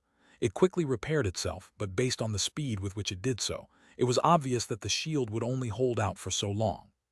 The fist shattered into fragments, but it was, after all, just formed from clouds and some bones. Han Qinglei appeared, then transformed into a black bolt of lightning which smashed into the shield. "Open up," he roared. Although he was gaunt, he radiated terrifying energy. His cultivation base was only in the immortal realm, but he was capable of rocking the ancient realm. An intense power radiated out from him, causing countless bolts of lightning to spring up. Shockingly, they rapidly transformed into 9 lightning dragons. Mount Whiteseal shook, but Meng Hao remained there with his eyes closed tightly. He could not halt his enlightenment before it was complete, and he was focusing his mind in an attempt to speed it up as much as possible. "Give up," Han Qinglei roared. "You'll die today, and the Ninth Nation's world seal will be mine. I'm also going to wipe out your echelon qualifications." Han Qinglei was the first to reach a full 100 essences. "I can kill anybody, but the main reason I'm picking you is because you're surnamed Meng. After you die, remember to tell your ancestors that the person who killed you was Qinglei of the Han clan." It was at this point that, all of a sudden, Fan Donger appeared in midair. Killing intent swirled in her eyes, and the wave of her hand caused numerous imprints of magical items to appear on her body. They rapidly expanded, as the hundreds of magical symbols grew to the size of a small mountain. The sight was monumentally shocking. Fan Donger had no choice but to show up. She knew that if she didn't, and the attack against Mount Whiteseal succeeded, the world seal would be taken away. The result would be that she could no longer resist the influence of the windswept realm without any national aura. She could also see that Meng Hao was at a critical juncture and wouldn't be able to do anything, so she had no choice but to interfere for her own sake. "If I can just buy enough time, Meng Hao will come out eventually. This guy might be powerful and might be in the echelon, but Meng Hao is too." Gritting her teeth, Fan Donger closed in and attacked Han Qinglei. Han Qinglei's eyes flashed as he caught sight of Fan Donger, and he smiled. "You think a bit too much of yourself," he said, his voice booming like thunder. "I think I need to show you why people like you don't even qualify to fight the echelon." He waved his right index finger, sending 4 roaring lightning dragons toward Fan Donger. Simultaneously, rumbling sounds could be heard as Bei Yu, no longer in the middle of the sea of flowers, also closed in at high speed. One of her eyes was confused and vacant, but the other was clear, and even before she was close, she shouted out, causing invisible divine sense power to coalesce into a needle, which stabbed viciously toward Han Qinglei. Han Qinglei's face flickered, and he waved his left hand, sending 4 more lightning dragons charging out. The 5th he caused to self-detonate, borrowing the explosive power to fight back against the power of Bei Yu's divine sense. "How amusing. 2 beauties have teamed up to fight me. I almost don't have the heart to say so, but I can tell you that I look forward to flaying the 2 of you alive and revealing your true beauty, your white bones. How entrancing that will be." Han Qinglei's eyes gleamed with a bloodthirsty light and he licked his lips. Suddenly, a flash could be seen as he transformed into 3 people. One was his true form, the other 2 were clones. All 3 licked their lips simultaneously. One attacked the shield, and the other two split up to handle Fandonger and Bei Yu respectively. As explosions filled the air, expressions of disbelief appeared on the faces of Fandonger and Bei Yu.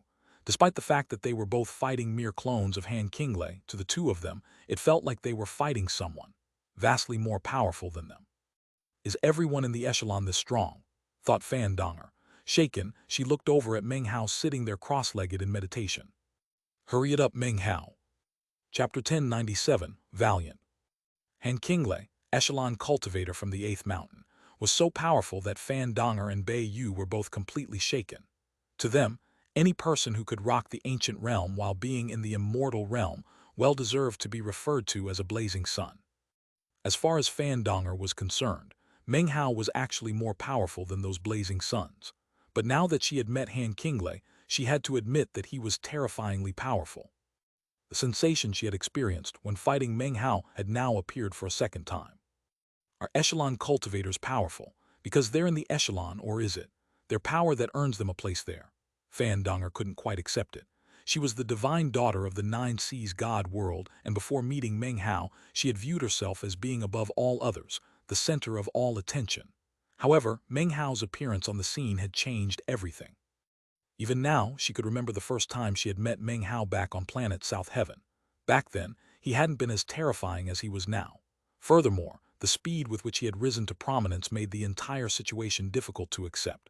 Before she could even come to terms with it, he was already far ahead of everyone else. Wherever he went, he became a huge mountain blocking the paths of everyone else. A boom rang out, and blood oozed out of Fandonger's mouth. She fell back at top speed, waving her hand to cause numerous sealing marks to appear. They merged together in front of her to transform into a magic bottle, which then shot toward Han Qinglei's hideously grinning clone.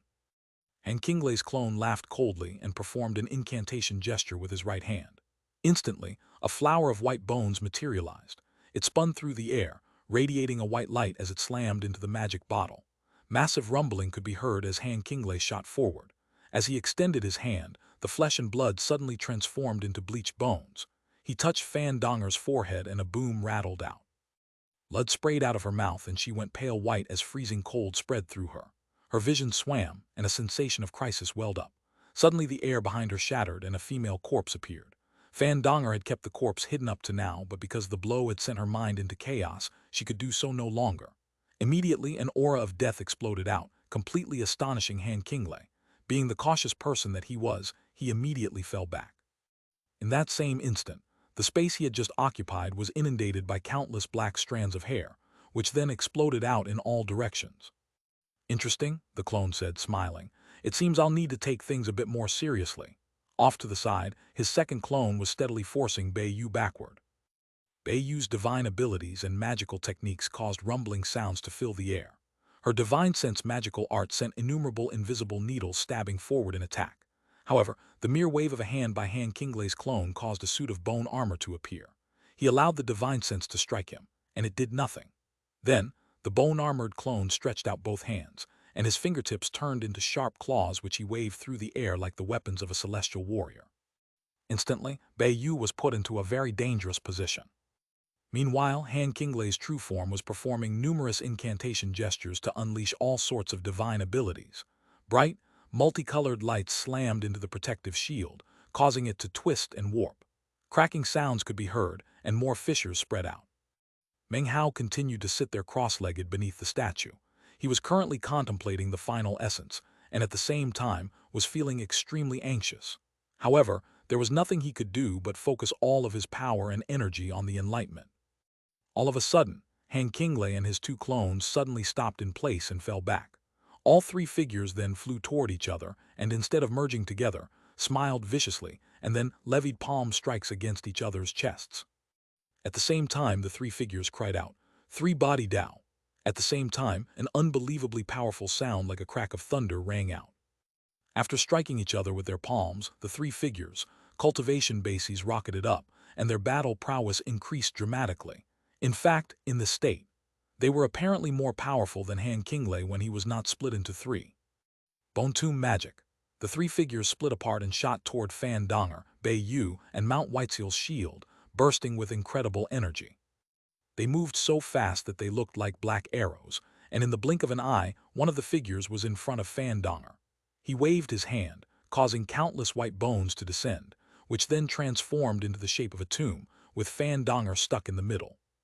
A similar bone tomb appeared around Bei Yu, and another one descended toward Mount Whiteseal. The three Han Kingleys all cried out together, "Three-body Dao, bone tomb magic, slaughter by time." Their voices echoed out, seemingly ancient and filled with the aura of time. The three bone tombs rumbled as they began to spin. Shockingly, bone headstones appeared on top of each of them, upon which shapes began to form, as if images of Bei Yu, Fandonger, and Mount Whiteseal were being etched on their surfaces.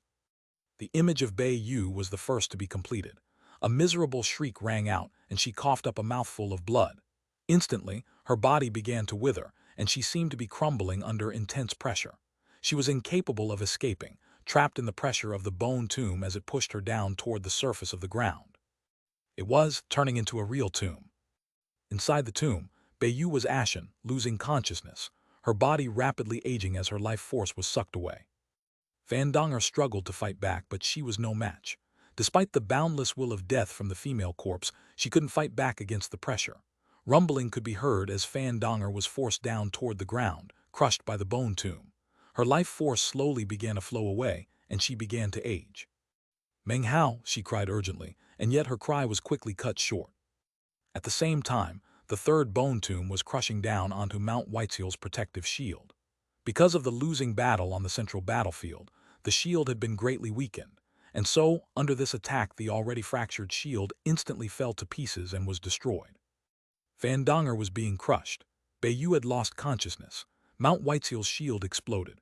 From all of these, it was possible to see exactly how powerful Han Qinglei was and also how strong echelon cultivators were. Each and every member of the echelon was an incredibly powerful expert, someone who was above all other blazing suns. Furthermore, the only people of their generation who qualified to fight echelon cultivators were other echelon cultivators. "All right, Meng Hao, let's see how you fight back this time. Killing you like this might be a bit of a bore, but considering that you're surnamed Meng, even if you aren't connected to the Meng clan, I'm elated to have the chance to slaughter you."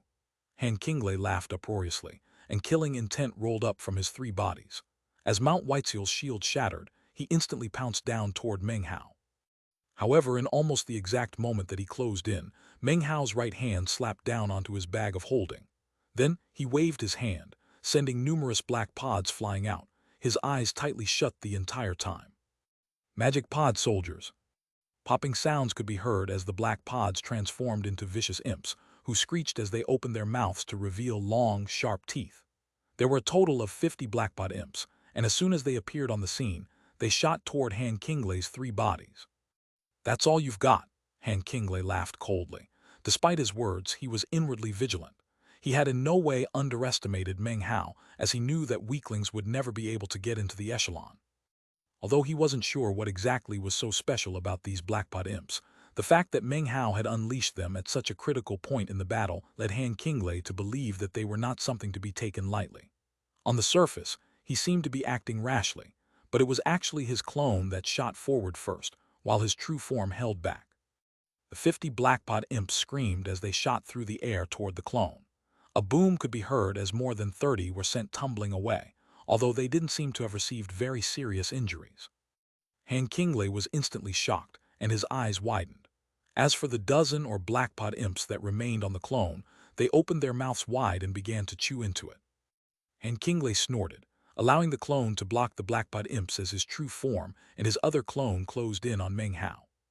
"Those blackpod imps are pretty impressive, Meng Hao.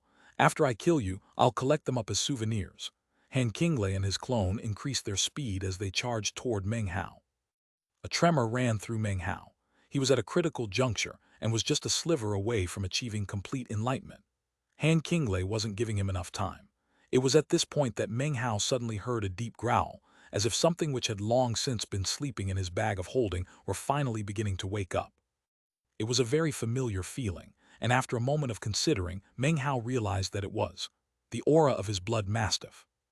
"Is the mastiff going to wake up?" he thought, his mind spinning. However, what appeared was not the mastiff.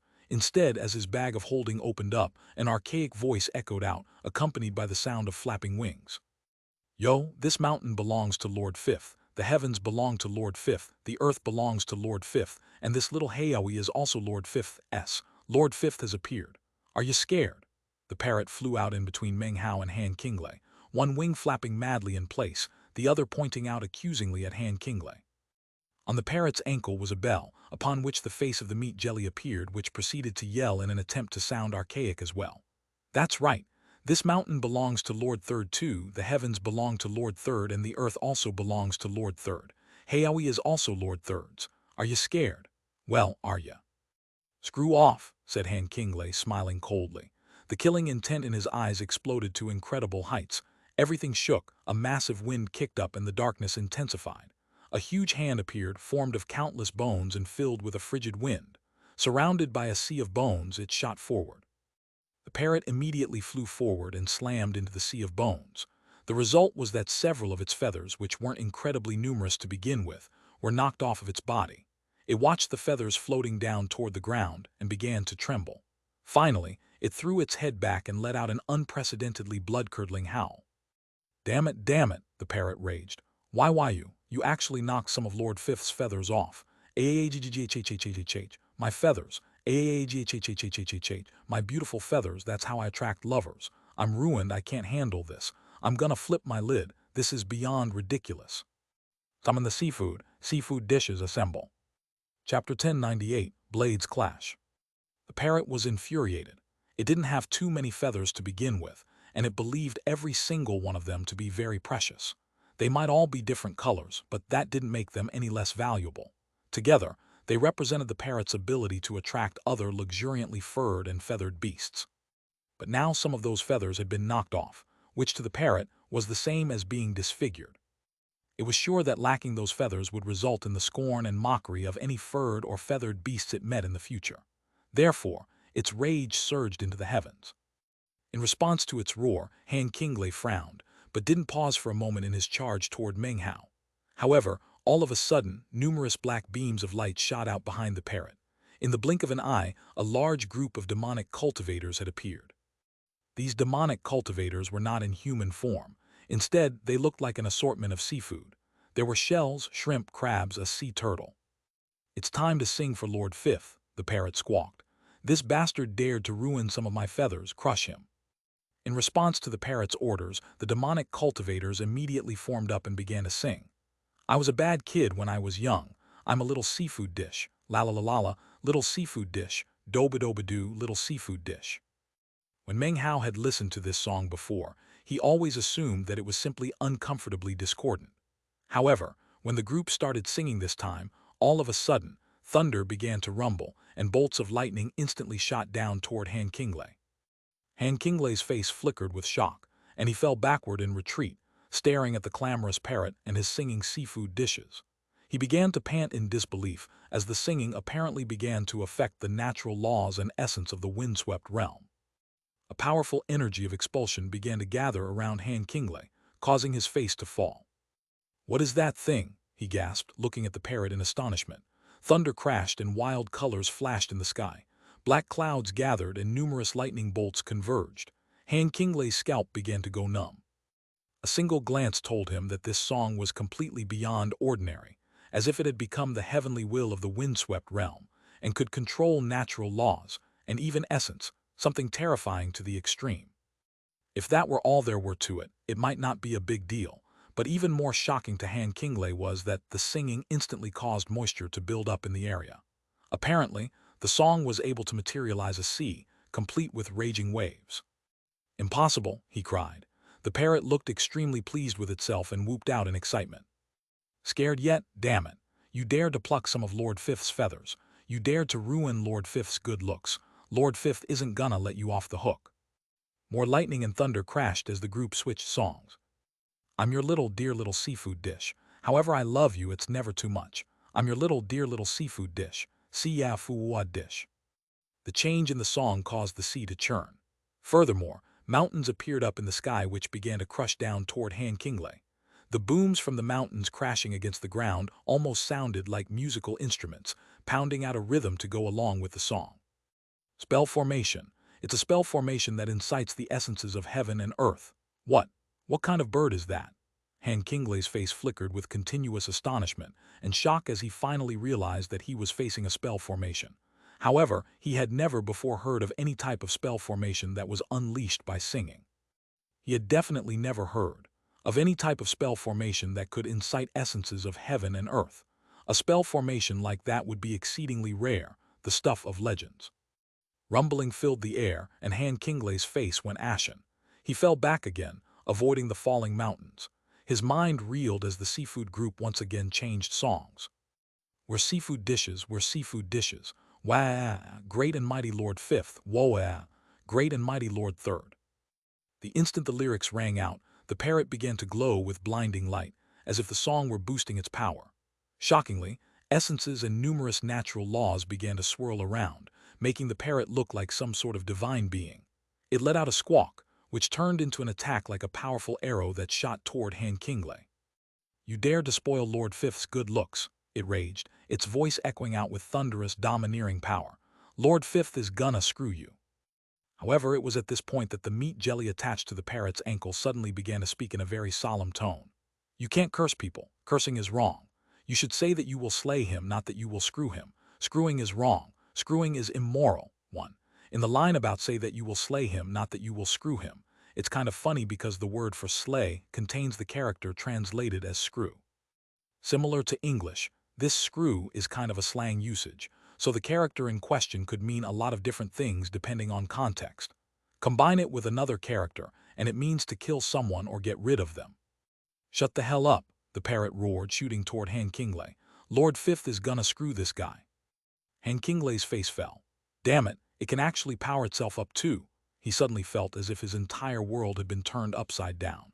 He had never seen a spell formation that operated on singing, nor had he ever seen a bird as arrogant and aggressive as this. He most definitely had never seen a bird that roared about screwing things. Well, so what if you can incite the essence of heaven and earth? That power comes from the spell formation, and those demonic cultivators aren't powerful enough to keep it running for long. Han Qinglei gritted his teeth and waved his hand, sending his second clone charging toward the parrot. Then he performed a double-handed incantation gesture, causing a throne of white bones to appear. At the same time, a huge throng of skeleton warriors also materialized. Some of the skeletons were black and held long bone spears in their hands. They led the other skeletons in a charge against the parrot. When the two forces slammed into each other, a huge boom echoed out. Countless bones shattered and the throne exploded. Blood sprayed out of Han Qinglei's mouth. Roaring, he performed an incantation gesture, then waved his finger, ripping the air open. Immediately, a bone hand stretched out and swiped viciously toward the parrot. The parrot squawked, and the singing of the seafood dishes grew more intense. As for the parrot, it attacked wantonly, piercing through the bone hand to appear directly behind Han Qinglei's clone, whereupon it charged viciously toward his rear end. Han Qinglei's clone looked on in shock and suddenly dispersed. When he reformed some distance off, the parrot let out another furious squawk and charged him again. It was clearly a dangerous situation, but Han Qinglei's true form simply chuckled coldly. A derisive look appeared in his eyes as one of his clones handled the blackpot imps and the other took care of the bizarre bird. 9 windswept nations, each with 300 great Daos. The final 300 are located in the central temple, a total of 3,000 great Daos, and whoever gains enlightenment of the most will be able to enter the central temple. Now the time has come to give me the 9th nation's world seal. Chuckling coldly, Han Qinglei's true form flashed through the air toward Meng Hao, extending his right hand as if to touch Meng Hao's forehead. Die! Even as Han Qinglei's finger closed in on Meng Hao, all of a sudden, the tinkling of a bell could be heard coming from the parrot's ankle.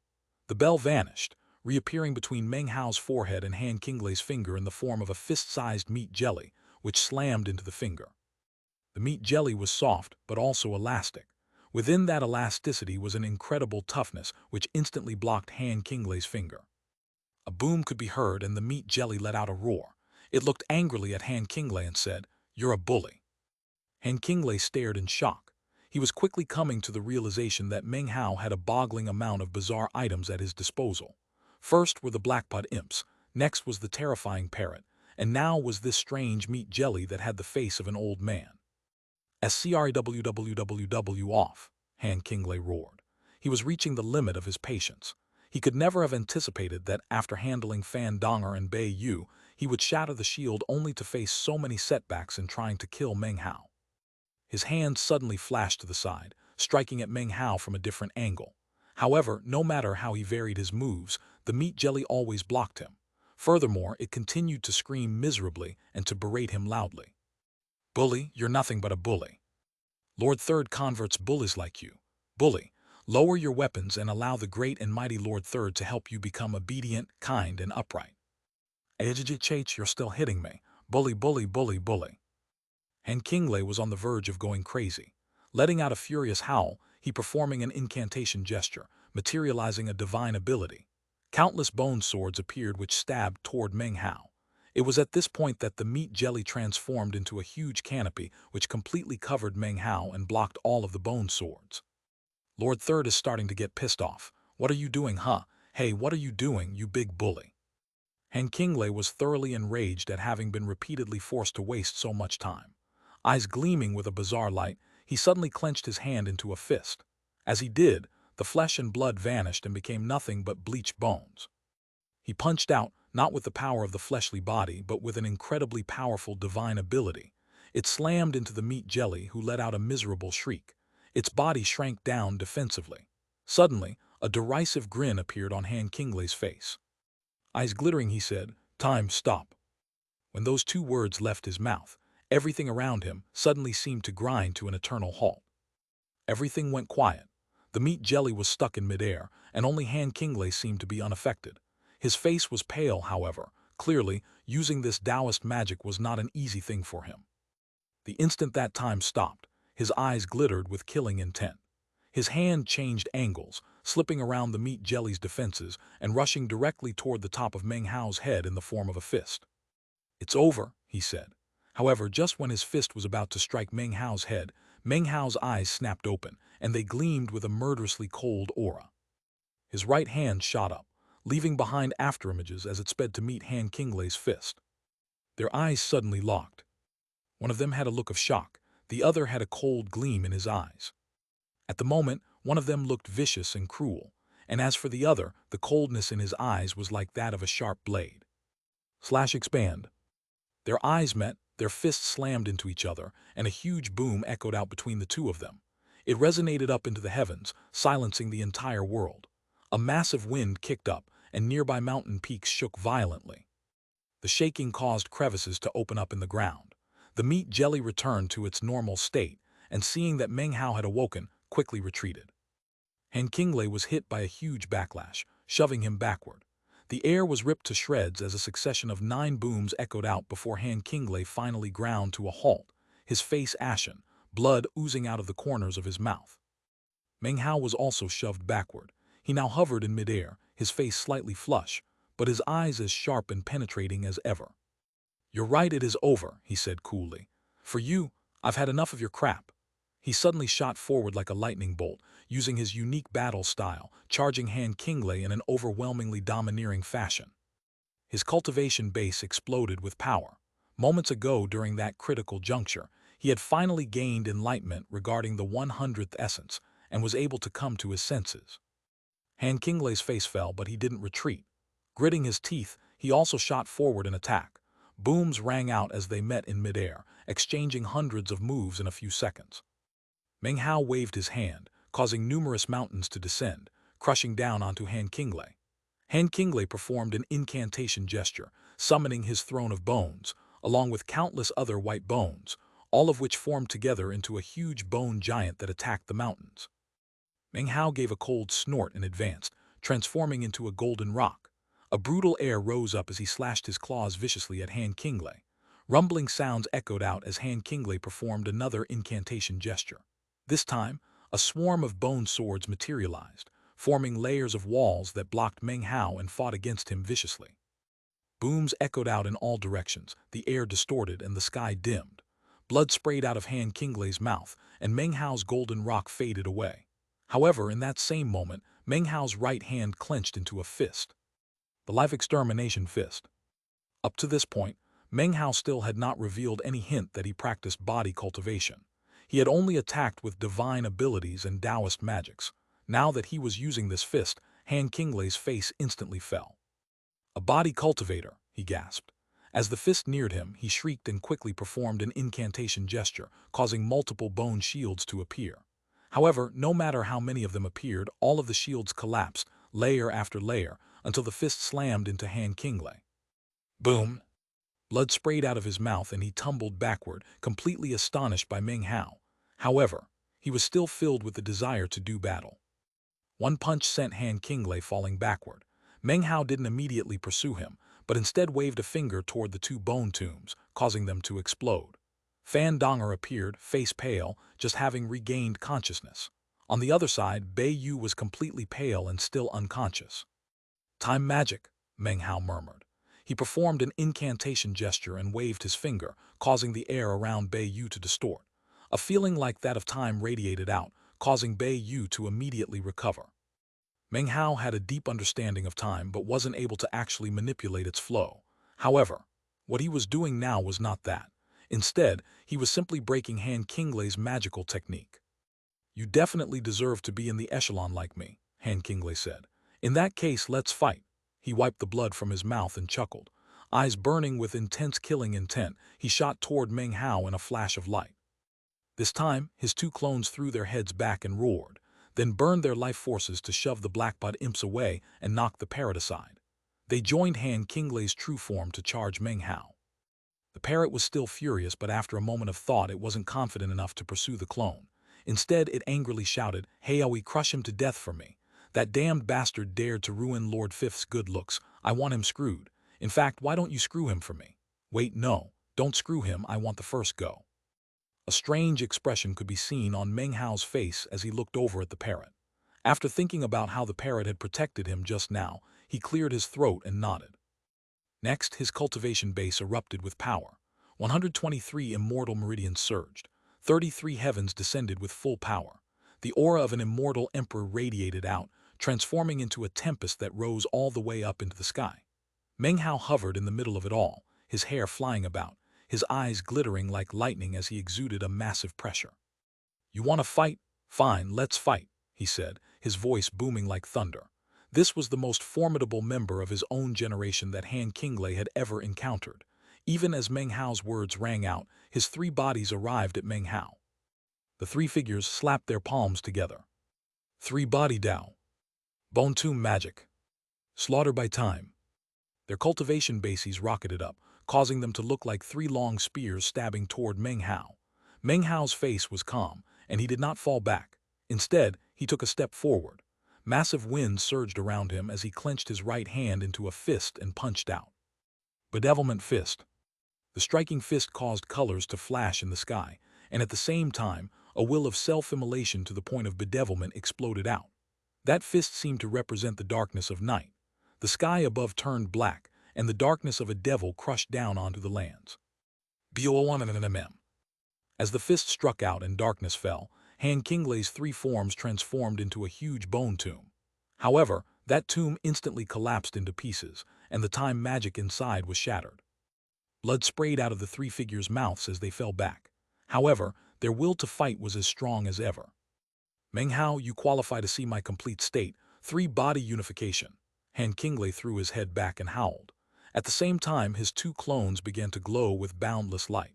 In the blink of an eye, they shot toward Han Qinglei, merging into him, forming a shocking, three-headed, six-armed figure. The three heads radiated an intense murderous aura as the six arms all performed incantation gestures, unleashing divine abilities and Taoist magics with unmatchable speed.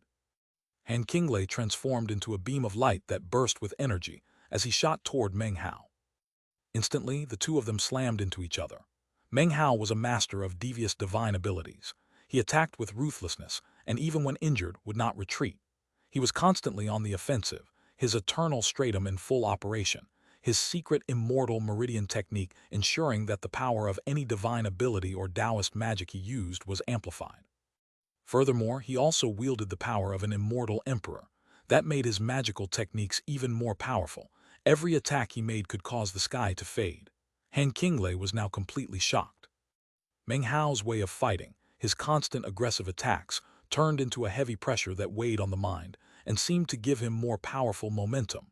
Han Qinglei was being forced back, and thus losing any opportunity to land a decisive strike. Damn it, how can this Meng Hao be so strong? Han Qinglei's face fell, and he gritted his teeth. 6 arms all performed incantation gestures, causing a shocking, magical wheel to appear in front of him. The wheel was not complete, and in fact, only about 10% of its full state was corporeal, with the rest being illusory. Numerous magical symbols covered it, and it emanated an ancient and primordial aura. This was the paragon magic that Han Qinglei had used to earn his spot in the echelon, the Wheel of Time. This wheel had a mysterious origin, and had the power to manipulate time. Because of it, Han Qinglei had been enlightened regarding paragon magic, and was endowed with a mysterious might. Paragon magic, Tao of Time. Han Qinglei's hands flashed with incantation gestures, and the magical wheel began to rotate. Time seemed to flow, spinning toward Meng Hao, ripping open the air as it neared him. Shockingly, numerous images manifested by time appeared, filling the area with countless scenes of the past eras from the surrounding lands. Paragon magic, huh? Meng Hao gave a cold harumph. He waved his right hand and the sky trembled. A huge bridge descended, which was none other than the Paragon Bridge. As soon as the Paragon Bridge appeared, the magical wheel trembled as if it wasn't even able to match up. Han Qinglei's face fell. As the two Paragon magics collided, everything trembled violently. It almost seemed as if the world was going to collapse. Intense shaking filled all of the cultivators in the windswept realm. Rumbling booms could be heard as the magical wheel collapsed. Although the Paragon Bridge was slightly shaken, it continued to emanate intense pressure. Blood sprayed out of Han Qinglei's mouth, and his body began to fall apart. 2 of his heads exploded, and 3 of his arms were destroyed. Although he let out a miserable shriek, his will to fight had not left him. His remaining 3 arms performed incantation gestures and threw his head back and roared. All of a sudden, a bone statue appeared in front of him, emanating an astonishing aura. This was one of his trump cards, a bit of good fortune that he had acquired. Now that he was using it in battle, Meng Hao waved his hand, causing the essence of divine flame to appear. Essence? Impossible. For the first time, Han Qinglei was inwardly shaken and felt terror rising up in him. This fear was something that caused Han Qinglei to feel extremely humiliated. He was in the echelon, and yet here he was, scared of someone else in the echelon. He wanted to pull his emotions into check, but just couldn't stifle his terror. There are a lot of things which you might think are impossible but really aren't, Meng Hao said coldly. You just lack experience. As he closed in on Han Qinglei, the world trembled. Fan Donger and Bei Yu looked on with complete shock. They knew Meng Hao and yet were still astonished. It was as if Meng Hao was even more powerful than they had imagined. It was as if in this battle, Han Qinglei was completely suppressed, totally on the defensive. In fact, the awe-inspiring way he had fought against them moments ago now seemed like nothing. Han Qinglei was forced into retreat over and over. His face fell, and soon he began to laugh bitterly. However, his eyes gleamed with focus. You're strong, he said, much stronger than I imagined. You're surnamed Meng, but there's no way you could have anything to do with the Meng clan. However, it will definitely be amusing to kill you with one of the Meng clan's own divine abilities. Laughing maniacally, he extended his right hand and waved a finger through the air. Azure Lightning, 1. Don't forget that Han Qinglei's name literally means Azure Lightning. As he spoke, his body trembled and blood sprayed out of his mouth, as if making this attack pushed him to the boundary of his limits. Innumerable lightning bolts crackled around him, spreading out, transforming into a lake of lightning. Up in the sky, a bolt of azure lightning crackled down, connecting to Han Qinglei, causing his energy to rise dramatically. Meng Hao's eyes glittered, and a sensation of imminent crisis welled up in him. Meng clan, he murmured, face flickering. As Han Qinglei's energy spiked, Meng Hao took a deep breath and suddenly stepped forward. That step caused everything to shake dramatically. At the same time, a massive foot appeared in the sky, crushing down toward Han Qinglei, instantly interfering with his rising energy. Shockingly, Meng Hao was now unleashing the divine ability he had acquired from Su Yan, the 7 God Steps magic. The second step caused the entire world to tremble, and the wind to churn violently. Meng Hao didn't stop. He took a third, a fourth, and a 5th step. Each step caused wild energy to surge up around him. It wasn't his own energy, but energy from the magical technique, summoned from the void, from the world, from heaven and earth. When Su Yan had used the 7 God Steps on him, Meng Hao had been thoroughly shaken. She even used it to resist his paragon magic. That was what had originally caught his interest, and was also why he had chosen to take this particular Taoist magic from her. Of all the Taoist magics he was familiar with, none could compare to the 7 God steps in terms of the momentum it could unleash. This magic was a Tao of momentum. As he took those 5 steps, nothing about him looked out of the ordinary. However, for some reason, the feeling he gave off was that he existed above heaven and earth. Massive energy swept out and crushed down toward Han Qinglei. Han Qinglei's face drained of blood. His azure lightning was based on energy, and caused the will of lightning inside of him to form together into heavenly might, which he could then use to crush his enemy. But now he was shocked to find that Meng Hao was even more powerful than that. Impossible, he gasped. Then Meng Hao took a 6th step and finally a 7th. He now seemed vastly higher than anything in existence. Heavenly might formed a gigantic foot that crushed down onto Han Qinglei. No, he cried miserably. He quickly performed an incantation gesture, causing azure lightning to shoot out from him toward the descending foot. When they slammed into each other, the foot crushed the lightning without even pausing and kept going, stomping viciously down onto Han Qinglei. A huge boom could be heard, and the lands quaked. A gigantic footprint appeared between Mount Whiteseal and the capital city of the 9th Nation, which sunk deeply down into the earth. Blood sprayed out of Han Qinglei's mouth, and his body withered. His aura was severely weakened as he stood there in the middle of the footprint. Laughing bitterly, he crushed a jade slip, which caused a mist to appear that surrounded him and carried him away rapidly. He was fleeing, and it caused his heart to drip with blood. He was utterly humiliated by his complete and utter defeat in battle. He had been the invader in this instance, and also the one to flee. He had never imagined that he would be forced to escape via this particular jade slip during a battle with someone of his own generation. And yet, here he was, fleeing in the face of death by crushing that jade slip. "Think you can just leave?" Meng Hao said, appearing in midair, his face somewhat pale. This battle had been somewhat difficult, but it was nothing compared to the deadly ambush set up for him by the demonic cultivator horde. With a cold snort, he waved his hand, and a strange light began to gleam in his eyes. He suddenly waved his finger toward Han Qinglei. "A writ of karma," he said, his voice echoing out, filled with sternness, austerity, and holiness. "Call upon karma to form ties of destiny. You owe me money." Chapter 1099, Victory. Chapter 1100, Fate. Meng Hao had sown karma with the other echelon cultivators using a writ of karma when he was the first person to break through the previous record atop Mount Whiteseal. At that time, his name was spoken throughout the windswept realm. Everyone came to know him, and invisible connections of karma were created. Using karma in such a way was completely domineering. In fact, before Meng Hao created a writ of karma, nothing like it had ever existed. Based on the enlightenment he had experienced at that time, and his own personality and requirements, he had created a completely unique and domineering Taoist magic, something that could forcefully create ties of destiny. It was impossible to evade or resist. Furthermore, as long as karma had been sown, it would definitely be reaped. Even as he fled, Han Qinglei felt a tremor run through him. All of a sudden, he felt as if his fate was being adjusted. The abrupt sensation caused his heart to begin to thump. He wasn't sure why, but he suddenly couldn't think about anything except Meng Hao. Meng Hao's name seemed to fill his mind, almost like a curse weighing over him. "What's going on? I owe him money." Han Qinglei's face fell, and he wanted to struggle but found that he couldn't. To his terror, his mind and heart were filled with Meng Hao. Most horrifying of all were the words that were echoing out like thunder in his mind. "You owe me money. You owe me money. You owe me money." The voice boomed like thunder, and caused Han Qinglei's face to grow even paler than before. What magical technique is this? Damn it. He was completely alarmed to realize that this was a type of magic that he had never even heard of before. When Meng Hao waved his finger, the entire world changed in his eyes. Everything shook and time seemed to slow to a crawl. Faintly, he could see numerous karma threads stretching away from the heads of everyone visible. Han Qinglei himself had an abundance of karma threads, so many that it made it difficult to distinguish the individual threads. However, there was one thread connecting him to Meng Hao. That thread might not bind them together very strongly, but it was there, glowing with intense light. A writ of karma. The deeper the relationship between the caster and the target, the stronger the karma threads.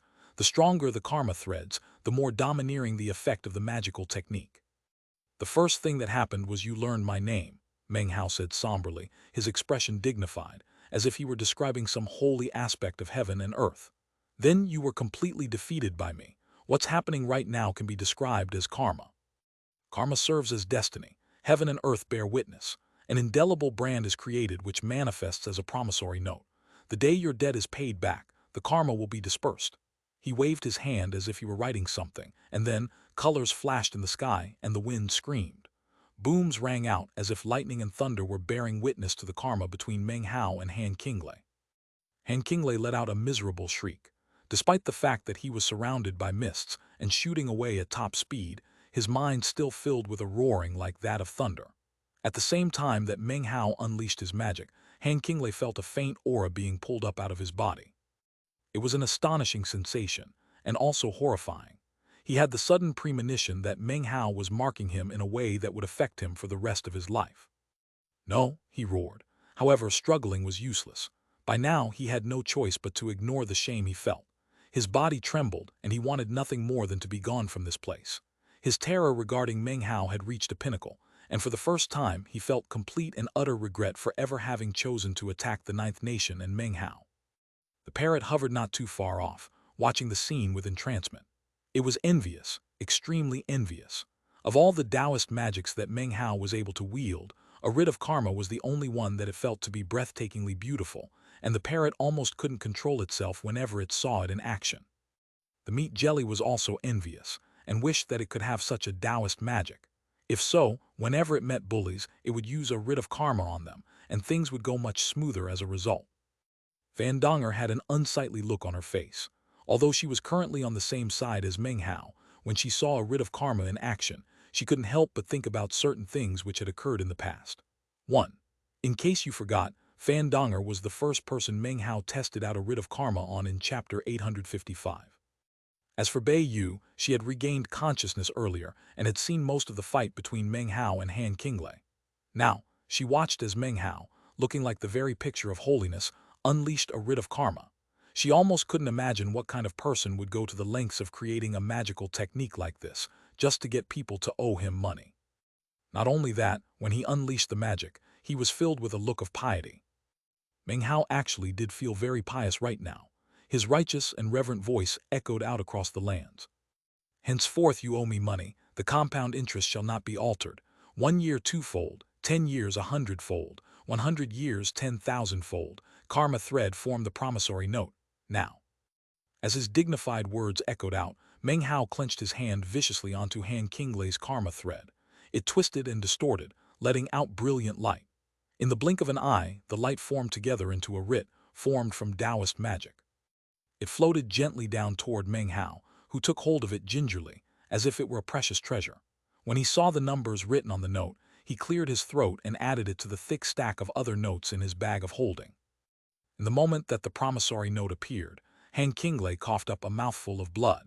He could clearly sense that the aura which had left him moments ago indicated that he had entered some sort of agreement with Meng Hao.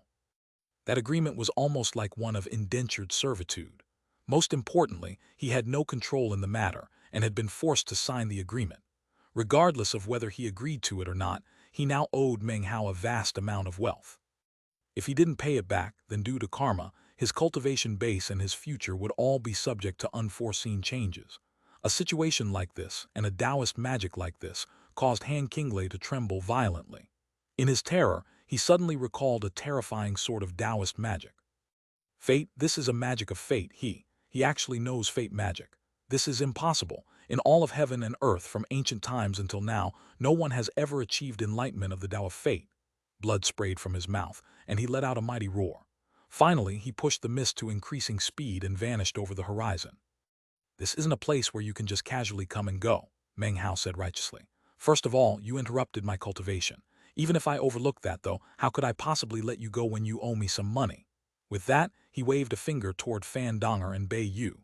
2 streams of qi flowed into them, causing them to shudder as their cultivation bases were completely restored.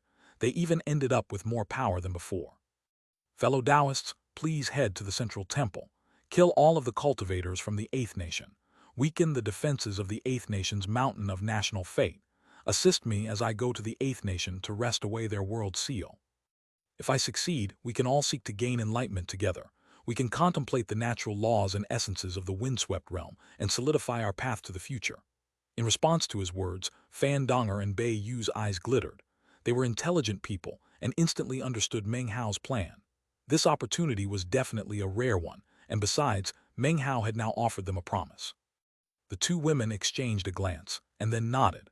Immediately, they transformed into beams of light that shot off toward the central temple, where they would work hard to assist Meng Hao. In the moment that Fan Donger and Bei Yu left, Meng Hao took a step forward, heading in the direction in which Han Qinglei had fled. He employed full speed as he raced to catch up. "Don't run, Han Qinglei, pay me back that money." As his voice boomed out, the blackpot imps, the meat jelly, and the parrot all turned into beams of light that shot through the air behind Meng Hao. As for the seafood dishes, the parrot used a cosmic storage technique to tuck them away into its wings. Then, it arrogantly cried out, "Don't run, Han Qinglei. Lord Fifth hasn't screwed you yet, how dare you flee?" Beams of light shot through the air, causing everything to shake. Han Qinglei was still fleeing, coughing up blood as the mist around him faded away.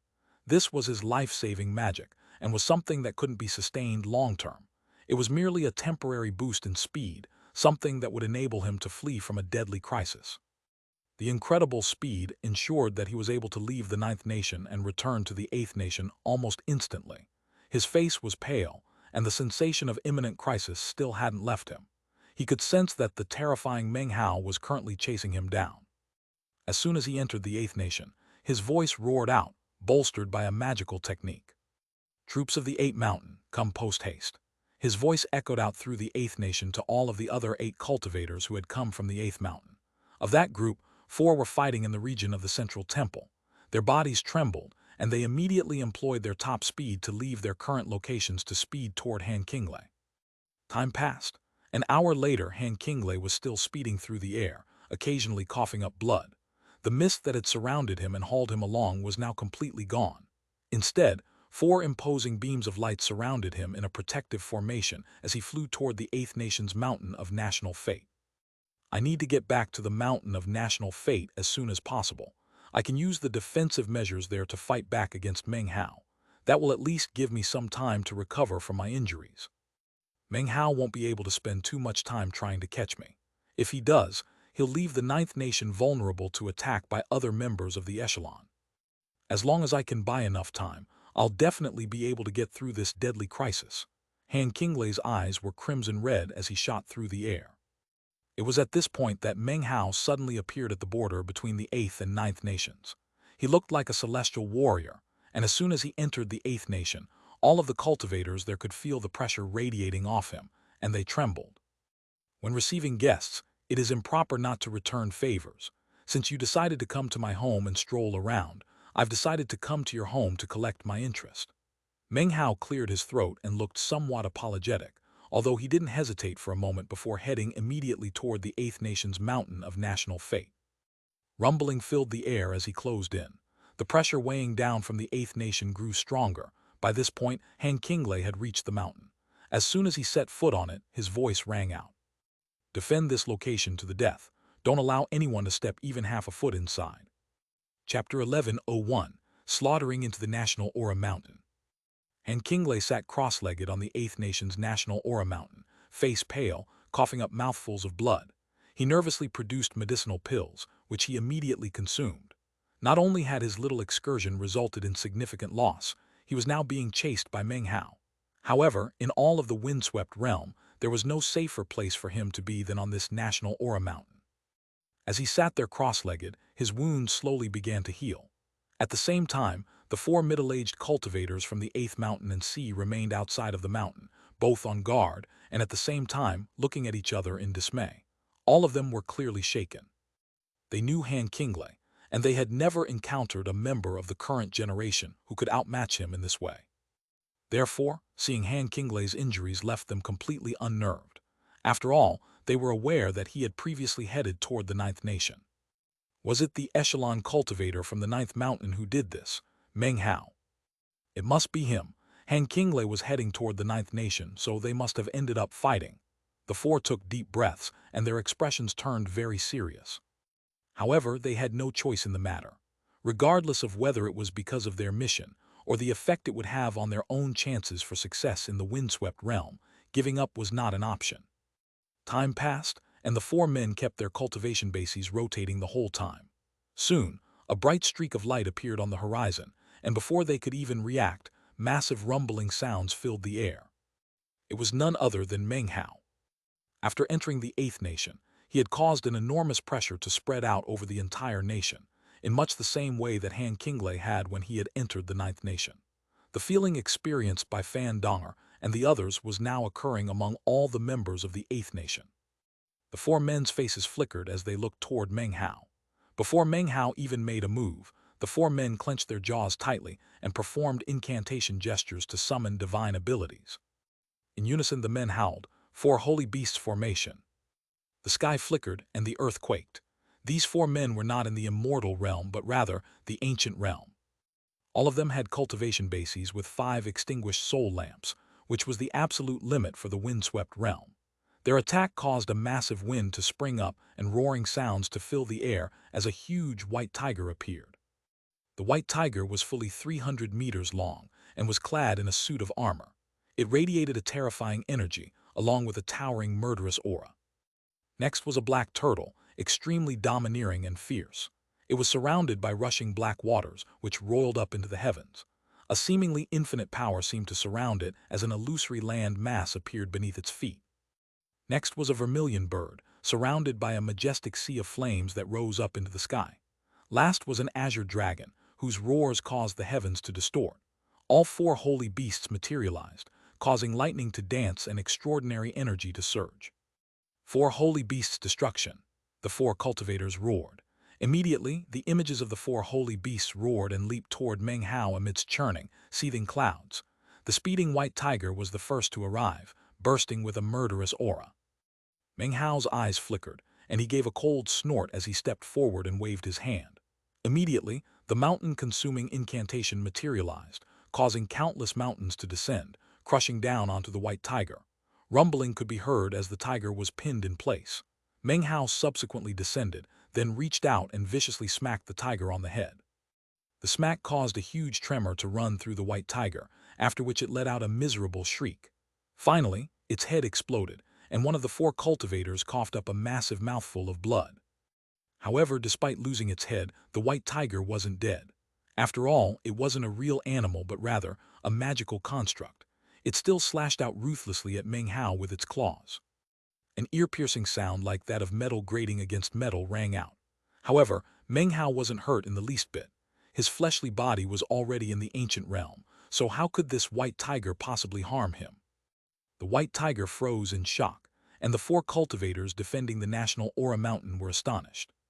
His fleshly body. Damn it, what fleshly body is that? He actually wasn't hurt at all by the white tiger. As their hearts trembled, Meng Hao grinned viciously and charged forward, slamming directly into the white tiger's chest.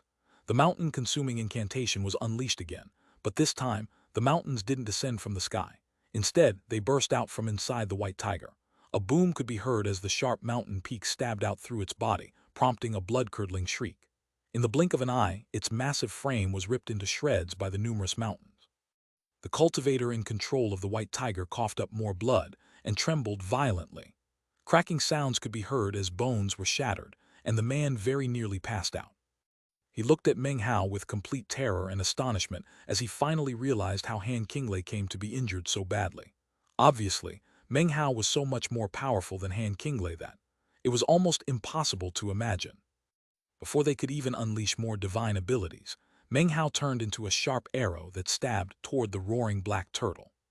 The turtle was incredibly tough, surrounded by black waters and standing on top of a huge landmass. All of that made its defenses incredibly high. However, Meng Hao pierced through all that, slamming into it and causing a miserable shriek to ring out. Cracks spread out over the entire Chunwu turtle, and in the blink of an eye, the black water faded. The land collapsed, and the entire Chunwu turtle exploded into bits. It was thoroughly smashed, incapable of standing up to Meng Hao whatsoever. In the same moment, blood sprayed out of the mouth of the cultivator in control of the black turtle. He instantly began to shrink back and tremble, and an expression of shock covered his face. The 2 remaining cultivators roared, causing the vermilion bird and the azure dragon to also roar, then swirl together in a combined attack to block Meng Hao's progress. It was like a dragon and a phoenix attacking together, causing their power to rocket up. The sea of flames surrounding the vermilion bird filled the sky, burning everything above and below, threatening to completely eradicate Meng Hao. As the intense heat caused everything to ripple and distort, Meng Hao smiled. "Flames," he said. Without the slightest hesitation, he took a step forward and then performed an incantation gesture with his right hand. Instantly, a ball of flame appeared in his hand. It was none other than the essence of divine flame. He squeezed down, and the ball of flame exploded, sending boundless divine flame swirling around him. As the vermilion bird closed in, Meng Hao waved his hand, causing the divine flame to surge outward. In response to Meng Hao's thoughts, the swirling divine flame also transformed into a vermilion bird. Two vermilion birds slammed into each other in midair, sending a huge boom echoing out in all directions. Meng Hao's divine flame vermilion bird completely vanquished the four holy beasts' vermilion bird, completely burning it up.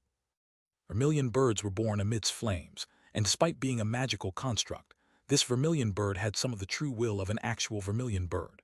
However, only a blood-curdling scream could be heard as it was reduced to nothing but ash. The cultivator controlling it coughed up a mouthful of blood. Blood also oozed out of his eyes, ears, nose, and mouth. The backlash caused flames to surround him, completely eradicating him in body and soul. All of these things take quite some time to describe, but actually occurred in the space of only a few breaths of time. Of the four holy beasts, 3 were now completely eradicated, leaving only the azure dragon behind.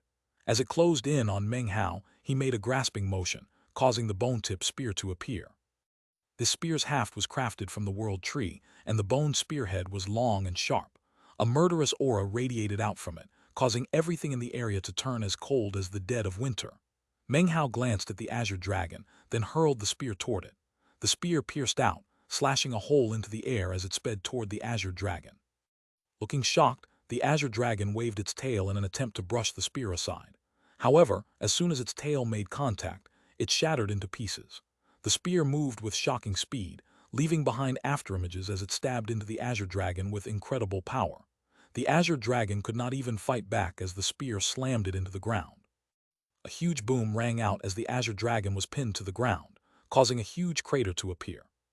Blood sprayed out of the mouth of the cultivator in control of the dragon, and his face turned ashen. Meanwhile, Meng Hao had already reached the National Aura Mountain, whereupon he clenched his hand into a fist and punched out. The statue on top of the 8th Nation's National Aura Mountain suddenly flickered with bright light, and a bright shield appeared to block Meng Hao's punch. The resulting backlash was so intense that Meng Hao had no choice but to fall back several paces, frowning. Almost in that same moment, the surrounding 3 cultivators clenched their jaws, ignoring the incredible pressure weighing down on them and any potential injury, and charged toward Meng Hao, unleashing divine abilities the entire way. "Screw off," growled Meng Hao, waving his arm. Rumbling filled the air as an incredible power surged out, slamming into his 3 opponents. Blood instantly spurted out of their injuries, and 2 of them were killed instantly. The remaining cultivator's face went pale, and he retreated in shock. Meng Hao did nothing to pursue him. Instead, he clenched his right hand into a fist and struck the shield again. His eyes glittered, and a faint, cold smile could be seen on his face. Inside the shield, Han Qinglei sat beneath the statue, face pale, but fully focused on recovering from his injuries. Round this time in the 7th Nation, the echelon cultivator from the 4th Mountain, Lin Kong, was standing in a bronze war chariot as it sped forward. He wore a white robe, and his expression was one of surprise. However, he also radiated indescribable power, as well as supreme confidence in himself and his cultivation base. 1. Lin Kong appeared before in Chapter 1058 and Chapter 1090. His name in Chinese is Chinese letter Lin Kong. Lin is a surname which also means forest. Kong means intelligent. "So you're delivering up a plump gift for me, Han Qinglei," he murmured, eyes glittering. He looked at the jade slip in his hand and laughed. "From the fluctuations, it seems that Han Qinglei and Meng Hao are fighting already. Well, that's fine. After the 2 of them have worn each other down, then I can easily snatch the world seals of 2 nations. I don't care what plot Han Qinglei has brewing, he's not strong enough to go up against me. I'll crush him as easily as a dried weed." Chuckling coldly, Lin Kong sent his war chariot speeding forward. Massive ripples spread out, and at the same time he flexed his cultivation base, causing a domineering air to spread out. It was as if he were announcing to the world, "Lin Kong is coming." He was also using his status in the echelon as a threat. He emanated crushing power, and had incredible self-confidence, the result of a series of random events that had led to him fighting against the #1 member of the echelon. Although he had been defeated, that cultivator had personally told him that he was the most powerful person he had ever fought. The 4 beasts in this chapter are common Chinese mythological creatures. More information here. Chapter 1102, Han Qinglei's Plot. Meng Hao hovered outside of the National Aura Mountain, coldly eyeing Han Qinglei inside of the shield. Currently, he could only look at him with his bare eyes. Divine sense could not penetrate the shield. The only thing he could see was Han Qinglei sitting there, treating his injuries. Meng Hao wasn't anxious. At the moment, the shield protecting the 8th Nation's National Aura Mountain was intact and would not be easily damaged. However, he was confident that the shield would soon begin to weaken. And that was exactly what happened. In the region of the Central Temple, Fan Donger and Bei Yu instantly tipped the tide of battle in favor of the 9th Nation. They immediately issued orders to begin a full-scale assault on the 8th Nation. Cultivators from both sides began to fight, and the 8th Nation began to suffer defeat after defeat. The pillar of red light shining above their pagoda began to sink down rapidly. As it did, the shield surrounding their National Aura Mountain began to ripple. Soon, it was visibly growing thinner, causing Han Qinglei's eyes to widen with shock. From the look of it, this was not what he had anticipated happening, and it caused him to stare murderously at Meng Hao. When their gazes locked, Meng Hao suddenly got an uneasy feeling. Han Qinglei's expression seemed to be the appropriate one, but Meng Hao simply couldn't believe that Han Qinglei, being qualified to join and maintain his position in the echelon, would be so easily defeated. People like him would definitely have tricks up their sleeves. It would be impossible for him to have overlooked the fact that if he retreated here because of being pursued by another, that this safe haven could be weakened because of the situation on the central battlefield. Meng Hao's eyes flickered, and he clenched his right hand, unleashing the life extermination fist onto the shield. The shield continued to hold strong, making it impossible for him to observe Han Qinglei with divine sense. Therefore, he decided that he might as well just do his best to destroy the shield. Then all would be laid bare. Booms filled the air and the shield rippled. Meng Hao transformed into a gust of wind, battering the shield with fists and magical techniques. Soon, the shield was flickering with colorful lights and emanating constant booms. Han Qinglei's face fell as he looked at the shield. He knew full well that it wouldn't be able to last for very much longer, and that once it was broken open, there would be nothing stopping Meng Hao. Han Qinglei gritted his teeth, and an expression of determination appeared on his face. Suddenly, he began to laugh maniacally. I never imagined that I, Han Qinglei, would be forced into such a tight spot. Meng Hao, you're definitely strong enough to be in the echelon.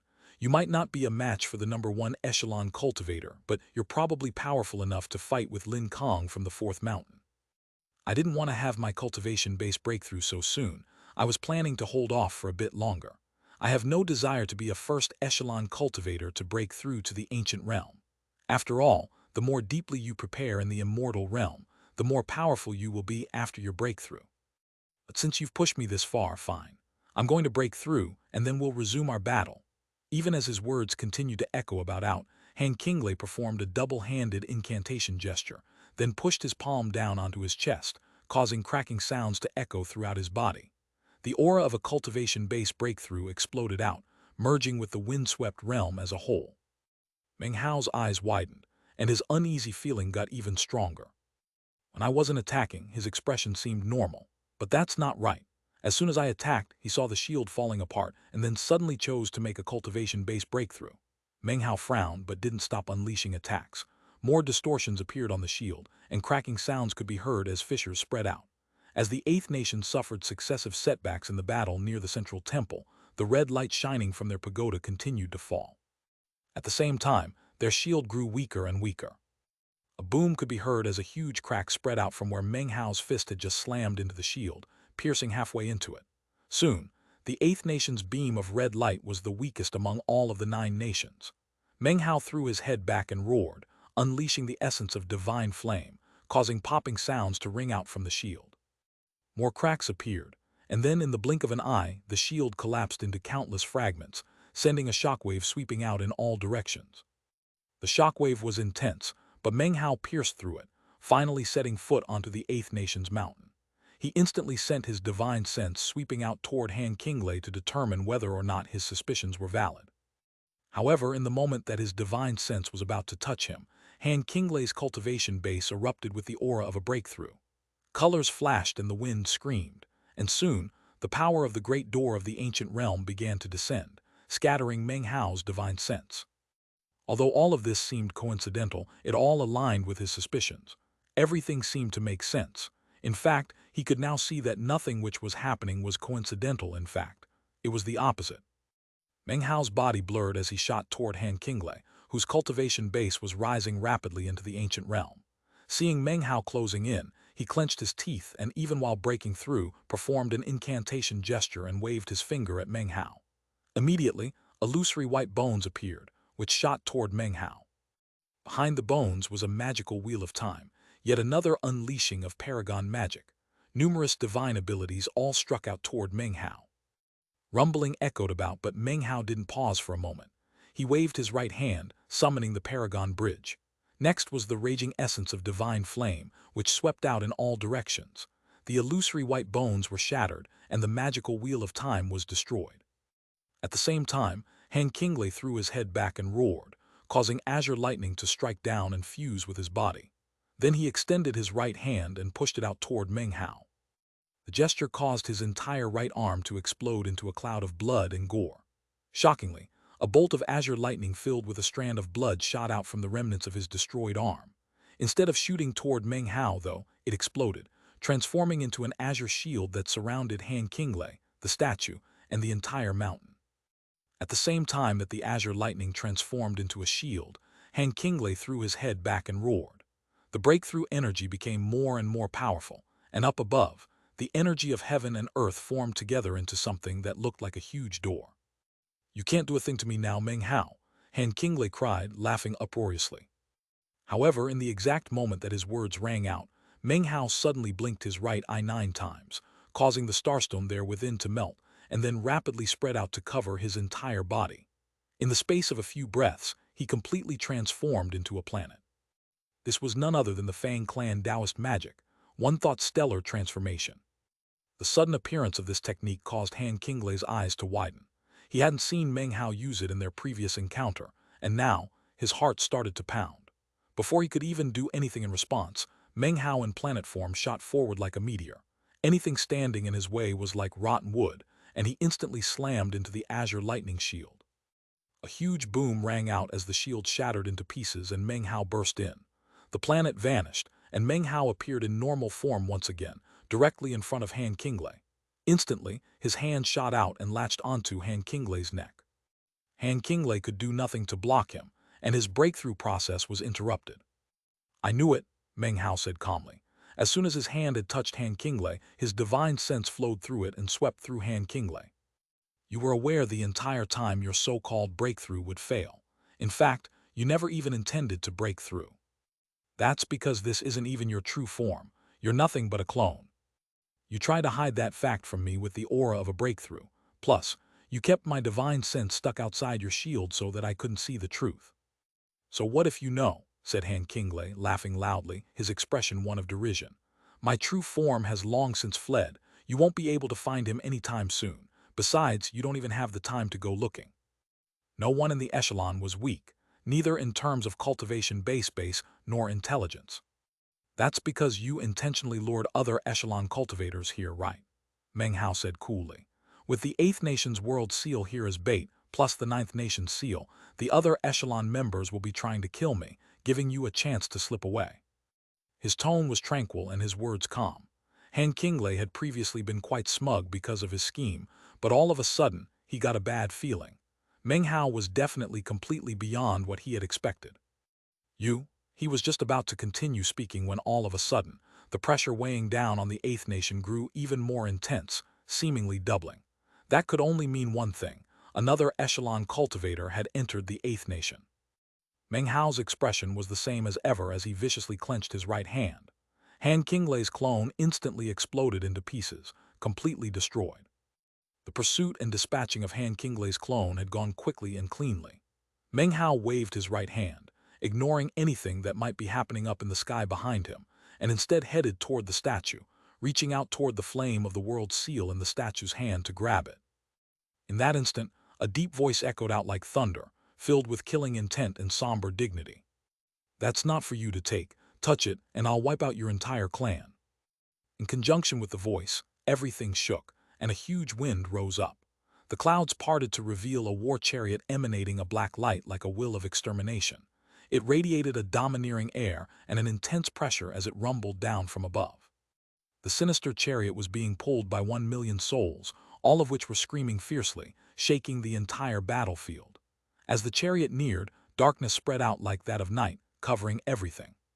Standing in the chariot was a white-robed young man with long black hair and handsome features. He seemed threatening, although not angry, and he almost looked as if he had just emerged from the Yellow Springs, an emperor of death directing 1,000,000 dead souls into battle. Each word he uttered boomed like thunder, crashing into Meng Hao's ears. The mere voice itself caused the Eighth Nation's national aura mountain to shake. Cracks spread out, and the mountain seemed to be on the verge of collapsing. Meng Hao started laughing as he looked up at the war chariot.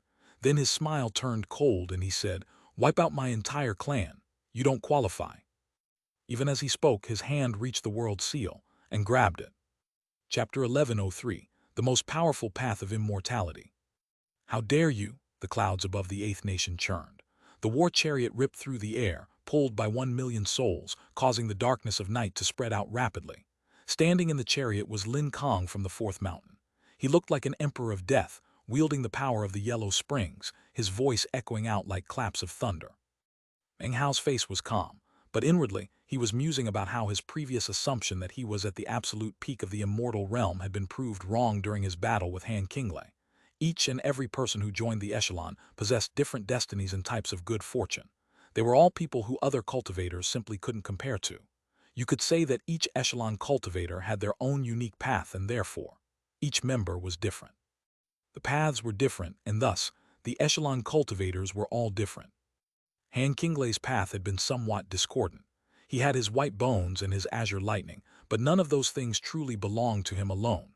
Therefore, despite the fact that he walked onto the path of the echelon, when facing off with Meng Hao, it would be difficult to do anything except lose. Lose over and over again. That was because Meng Hao had his own path to immortality. That was the ancient way, the legendary and most powerful path, that of the All-Heaven. Now he could see that this echelon cultivator from the Fourth Mountain obviously had his own path too. He wasn't sure exactly what path that was, and actually he didn't even feel the need to know. The path of the All-Heaven Immortal was something that had already been legendary in the time of the primordial Paragon Immortal realm. However, because many years had passed, it would have been virtually impossible for other paths to immortality not to spring up in the other mountains and seas, paths which people would tread in the hopes of gaining greater power. Perhaps it has something to do with Paragon magic, he thought. After all, you have to gain enlightenment of Paragon magic in order to get into the echelon. Perhaps there is some additional reason for the existence of the echelon besides accomplishing Paragon Sea Dream's plan. Maybe it's also to see which path leads to becoming the most powerful paragon in the heavens. Meng Hao wasn't absolutely sure about this assessment. However, he was still about 60 to 70% sure that this was what was going on. Although whatever other paths the echelon cultivators tread, they will find that they are all dead ends when compared to mine. Even if they persist in walking further along those paths, they will find that the All-Heaven Immortal is the most powerful type of immortal. I'm going to defeat all of them one by one, and then they'll understand the truth. His eyes began to glitter with a brilliant light of confidence. That confidence was self-confidence. He was sure that he would travel the farthest and that being an All-Heaven Immortal was the most powerful path of immortality. After these thoughts flashed through his mind, he decided to spend no more time thinking. He turned his gaze away from the Fourth Mountain's echelon cultivator and his 1,000,000 souls, and instead retrieved the fire that represented the world seal.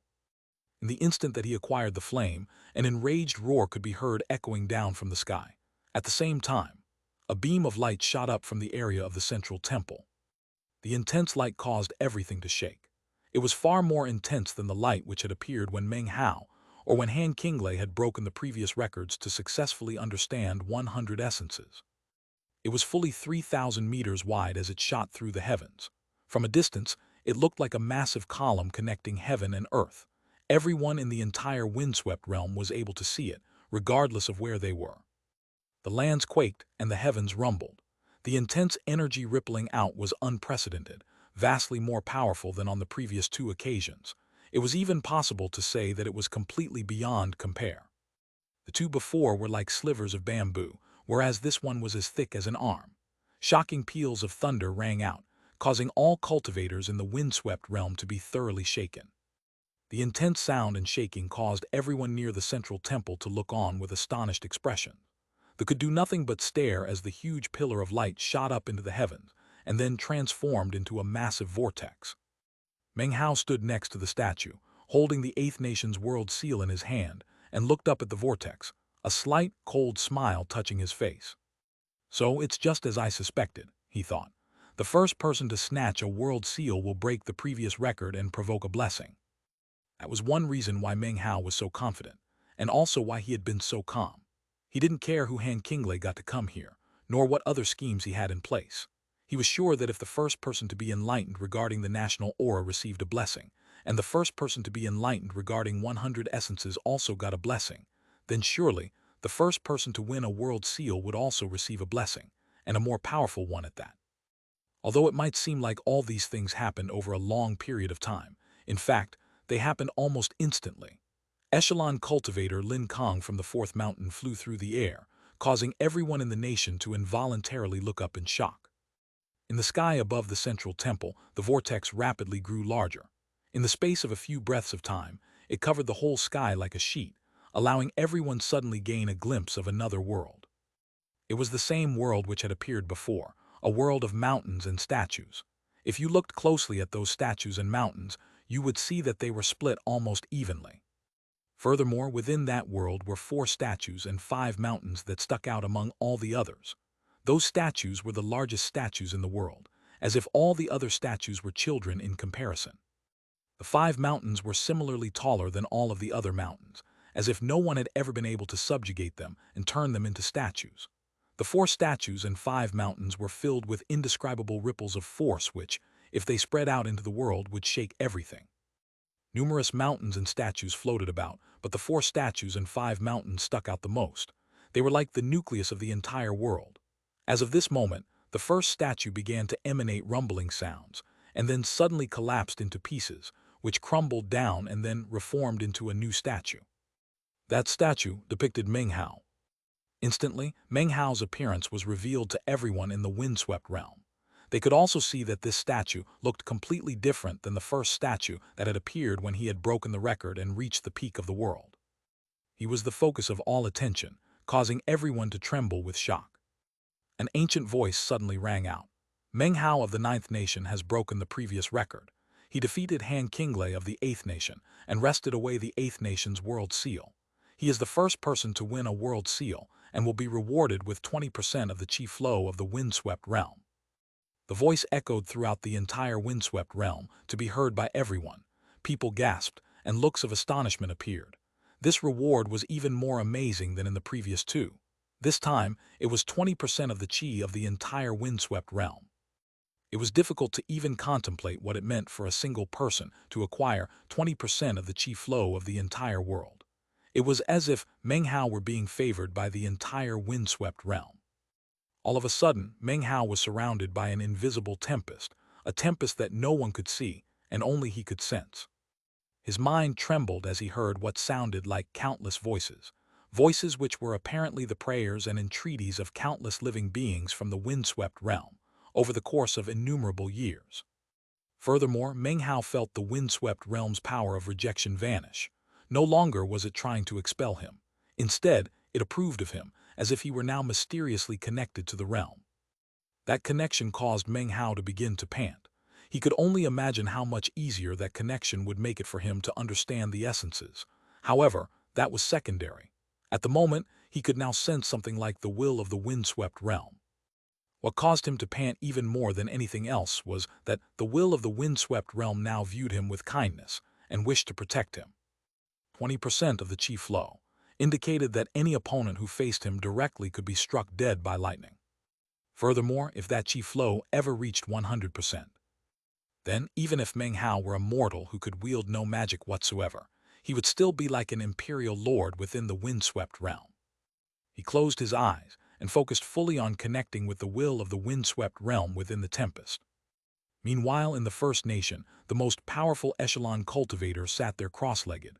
Suddenly, his eyes snapped open, and they were filled with unprecedented focus. "Chi Flow," he murmured. "So this reward is Chi Flow too. That's completely different than in times past." The cultivators sitting around him all looked very serious. A similar scene played out in the Second Nation. However, on the Third Nation's national aura mountain was a cultivator who was not from the Third Mountain, but had an echelon mark on his forehead nonetheless. He was a middle-aged man, and currently he was frowning. "I will lead the windswept realm back to prominence," he murmured coldly, his eyes flickering with killing intent. "As the former sole imperial lord of the windswept realm, what reason do you have to resist me?" The Third Nation was special, but as for the Fifth Nation, the Sixth Nation, and the Seventh Nation, all members of the echelon and all other cultivators were shaken by the reward being given to Meng Hao. At the same time, Meng Hao's name was deeply imprinted onto their hearts. In the Sixth Nation was a young woman, currently involved in a deadly chase. Her face was pale, and she was now being pursued by even more people than before. 3 records broken, and 2 of them were him, she thought. As she sped through the air, she looked up at the statue of Meng Hao in the sky, and a gleam of anticipation appeared in her eyes. "Soon, I have the feeling that we'll be meeting soon," she murmured. "Meng Hao, could you be the person I've been waiting for? If you are, then I'll help you become the most powerful cultivator in the echelon. That's my mission. If it's not you, well then I'll just have to go with the echelon cultivator from the First Mountain." This woman was none other than Zuer, the successor of Immortal Ancient. As these world-shaking events occurred in a city of mortals in the Eighth Nation, a young student sat in a house reading a bamboo scroll. Actually, he only appeared to be reading, and was in fact trembling slightly. He could sense all of the things happening in the world outside. You could even say that those things were happening because of him. After a long moment, he put the bamboo scroll down and looked out of the window up into the sky. His face darkened, and after a moment of hesitation, he sighed. "Meng Hao, so that's why you were so calm. You were banking on the reward from the windswept realm. Perhaps everything that happened in the battle went according to your plans. Meng Hao, the echelon cultivator from the Ninth Mountain, I'm going to remember you." That seemingly mortal young student was Han Qinglei. Chapter 1104, Killing You Will Only Take 7 Steps. Han Qinglei stood there silently, sighing inwardly. Once again, the desire to fight burned in his eyes. He kept telling himself that he was in the echelon, a chosen among blazing suns. He could accept being defeated in battle, but he couldn't accept being humiliated. From the moment he had entered the Eighth Nation, he had parted ways with his clone, using it to distract Meng Hao so that his true form would be able to evade detection. Then he had used a secret magic to stifle his aura and escape to this place. Without the clone to distract Meng Hao, his secret magic alone would not have been enough to escape undetected. One of the unique aspects of this technique was that the longer he used it, the more difficult it would be to see through it. What he had needed was time, which was why he had sent his clone to take his place. Lin Kong is the second most powerful among the echelon, and I'm no match for him. Meng Hao might have been able to beat me, but to defeat Lin Kong will be extremely difficult. 7 current members of the echelon stepped into the ancient realm in the past, but after realizing that their paths were incorrect, they intentionally lowered their cultivation bases with the purpose of breaking through again later. Each successive time they break through, they become more powerful. Lin Kong is so strong that it's impossible to determine how many times he's broken through into the ancient realm, only to drop back down. Those things don't have much to do with me, though. Since I can't keep hold of the Eighth Nation seal, it would be better to curry favor by handing it over someone else than to give it to Meng Hao. This also means I won't be hunted down, so one of these days I'll have a chance to make my comeback. Han Qinglei's eyes glittered, and he took a deep breath. Finally, he bowed his head and continued to hide his presence. He wanted to use another secret magic to observe the battle between Meng Hao and Lin Kong, but after some consideration, decided against it. He felt sure that Meng Hao was no match for Lin Kong, and yet wasn't completely certain. Meng Hao's calm face hovered there in his mind's eye, and after a moment of thought he made up his mind. Although he chose not to observe the battle, the echelon cultivators in the other nations all used various secret magics and utilized significant resources to be able to observe the battle. This fight was not just a chance to see how strong Lin Kong was, it was also an opportunity to see Meng Hao's battle prowess, which would help them be prepared for future encounters. Glowing screens appeared in front of each of the various members of the echelon. Those screens all depicted the national Aura Mountain in the 8th Nation. Currently, Lin Kong bore down on the mountain in shocking fashion, causing everything to shake. As he neared, his rage erupted. Damn it, all of that should be mine. You're stealing the chief flow of the windswept realm that belongs to me. Well then, I guess I'll just have to kill you.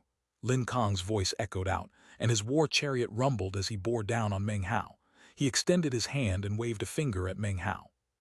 Immediately, the 1,000,000 souls leading the chariot issued intense screams, then spread out like a sea of dead souls, covering everything.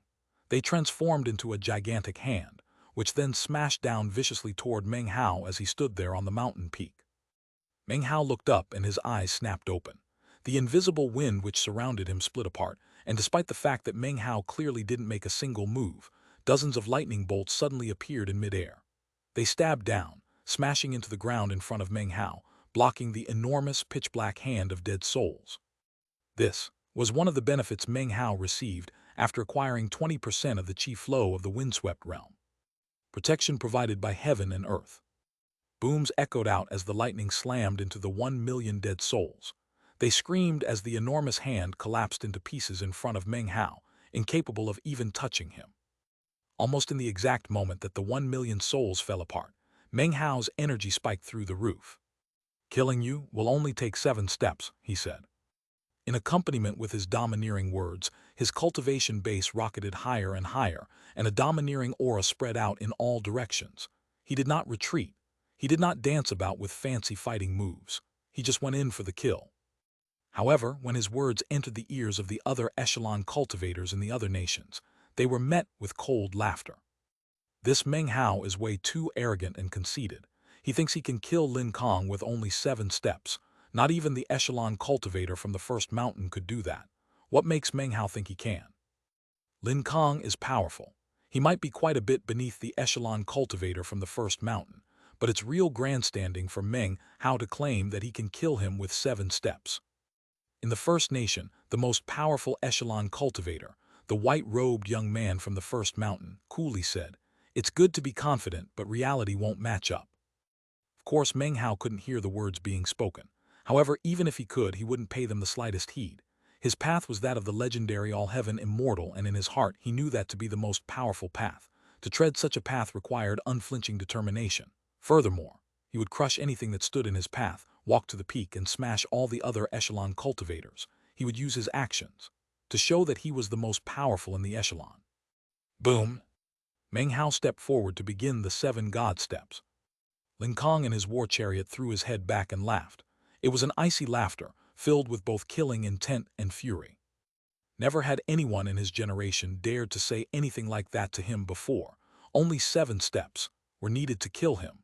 The domineering air of those words prompted Lin Kong to laugh maniacally. Not even the echelon cultivator from the first mountain would be confident enough to say something like that to me. Meng Hao, you're the first. By the time Lin Kong's words finished echoing out, Meng Hao had taken his first step. That step took him from the peak of the mountain to a position in midair. He was now in front of the chariot, causing the scattered remnants of the dead souls to tremble and flee in all directions. They were screaming, as if there were some powerful energy exploding off of Meng Hao, something that, if it struck them, would exterminate them for all eternity. As the dead souls screamed, Meng Hao unleashed a punch. The life extermination fist. That fist slammed into the war chariot, unleashing a massive force onto Lin Kong. Lin Kong was just about to use some divine abilities and magical techniques, but the force interrupted him.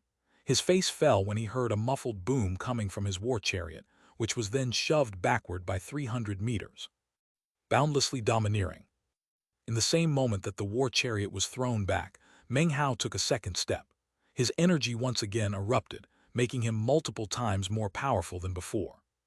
Heaven and earth shook as the step landed him in front of the war chariot once again, whereupon he unleashed yet another punch. Yet again, the life extermination fist, as boundlessly domineering as before. Booms rang out as the war chariot with Lin Kong inside of it was shaken violently. Yet again, his magical techniques were interrupted. From the very beginning until now, he hadn't even had a chance to fight back. He's not just getting in lucky shots, he thought, inwardly shaken. You couldn't blame him, really. Anyone who ended up fighting Meng Hao would encounter the same domineering battle tactics. He destroyed opportunities to attack and would always aim to seize the initiative and the first blow. Everyone back in the Ninth Mountain and Sea had experienced that, and now it was time for other cultivators to learn exactly how domineering Meng Hao was. 3 steps, 3 punches. Booms echoed out continuously as the chariot was again shoved backward. 4 steps, 4 punches. Massive rumbling filled the air as Meng Hao dazzlingly set out to prove that he could back up the domineering nature of his words and kill Lin Kong with only 7 steps. If he could, then his self-confidence would grow even greater, his momentum even stronger. His name would rocket to the very top of the echelon. Even if Lin Kong didn't die in the end, in the future, his mental state would collapse whenever he saw Meng Hao. Lin Kong was flabbergasted at how he was being completely subjugated. This is impossible. No one in my generation has ever completely suppressed me during a fight. Boom shook the sky as Meng Hao attacked with frantic madness. 4 steps, 4 punches. Each one of those punches was the life extermination fist, which continuously interrupted Lin Kong's magical techniques, making it very difficult for him to unleash any magic at all. The 4th punch caused cracks to spread out over his war chariot, which then exploded into pieces. Lin Kong let out a bellow of rage and waved his hand, using the opportunity to try to release a divine ability. The will of death swirled around him, as if the yellow springs themselves were rising up from the underworld. He had to go all out with everything to fight back. He couldn't allow Meng Hao to build up any more momentum, or for himself to be any further suppressed. He was suddenly shocked to realize that if things kept going the way they were, then it wasn't necessarily impossible for Meng Hao to actually kill him with 7 steps. However, just when he was on the verge of unleashing his divine ability, Meng Hao took a 5th step. His energy shot up explosively, far past anything from before. The heavens flickered, and a huge wind screamed up, making the chief flow of the windswept realm even more evident. When he took that 5th step, he appeared directly in front of Lin Kong, whereupon he unleashed yet another punch. This was a different strike, not the life extermination fist, but rather the blow of self-immolation, the bedevilment fist. It was an insanity the likes of which could sacrifice anything, even one's own life, to enter a state of mad bedevilment, which was then materialized into a punch. As of this moment, only one thought existed inside of Meng Hao's head. Because he was bedeviled, that fist possessed both form and will. Lin Kong's eyes went wide and his heart filled with astonishment. He was aware before that Meng Hao was not weak. After all, he had defeated Han Qinglei. However, he had never imagined that Meng Hao would be this powerful. From his view, Meng Hao's power didn't come from his cultivation base, but rather his style of fighting. It was a style that used a completely domineering momentum. It left the opponent incapable of even breathing, all the way until they were destroyed. Meng Hao's way of fighting was something completely unique, something he had never before encountered. One shocking punch destroyed Lin Kong's divine ability as if it were a rotten log. The mad, bedeviled fist exploded on toward Lin Kong, bursting with power. Blood oozed out of Lin Kong's mouth as he was shoved backward. He let out a miserable shriek, feeling completely and utterly humiliated as Meng Hao took a 6th step. When that step landed, the world crackled with thunder. Countless lightning bolts exploded up around him as his energy flew even higher. Even the mountain down below was shaking violently. Cracks appeared as if it would fall apart at any moment.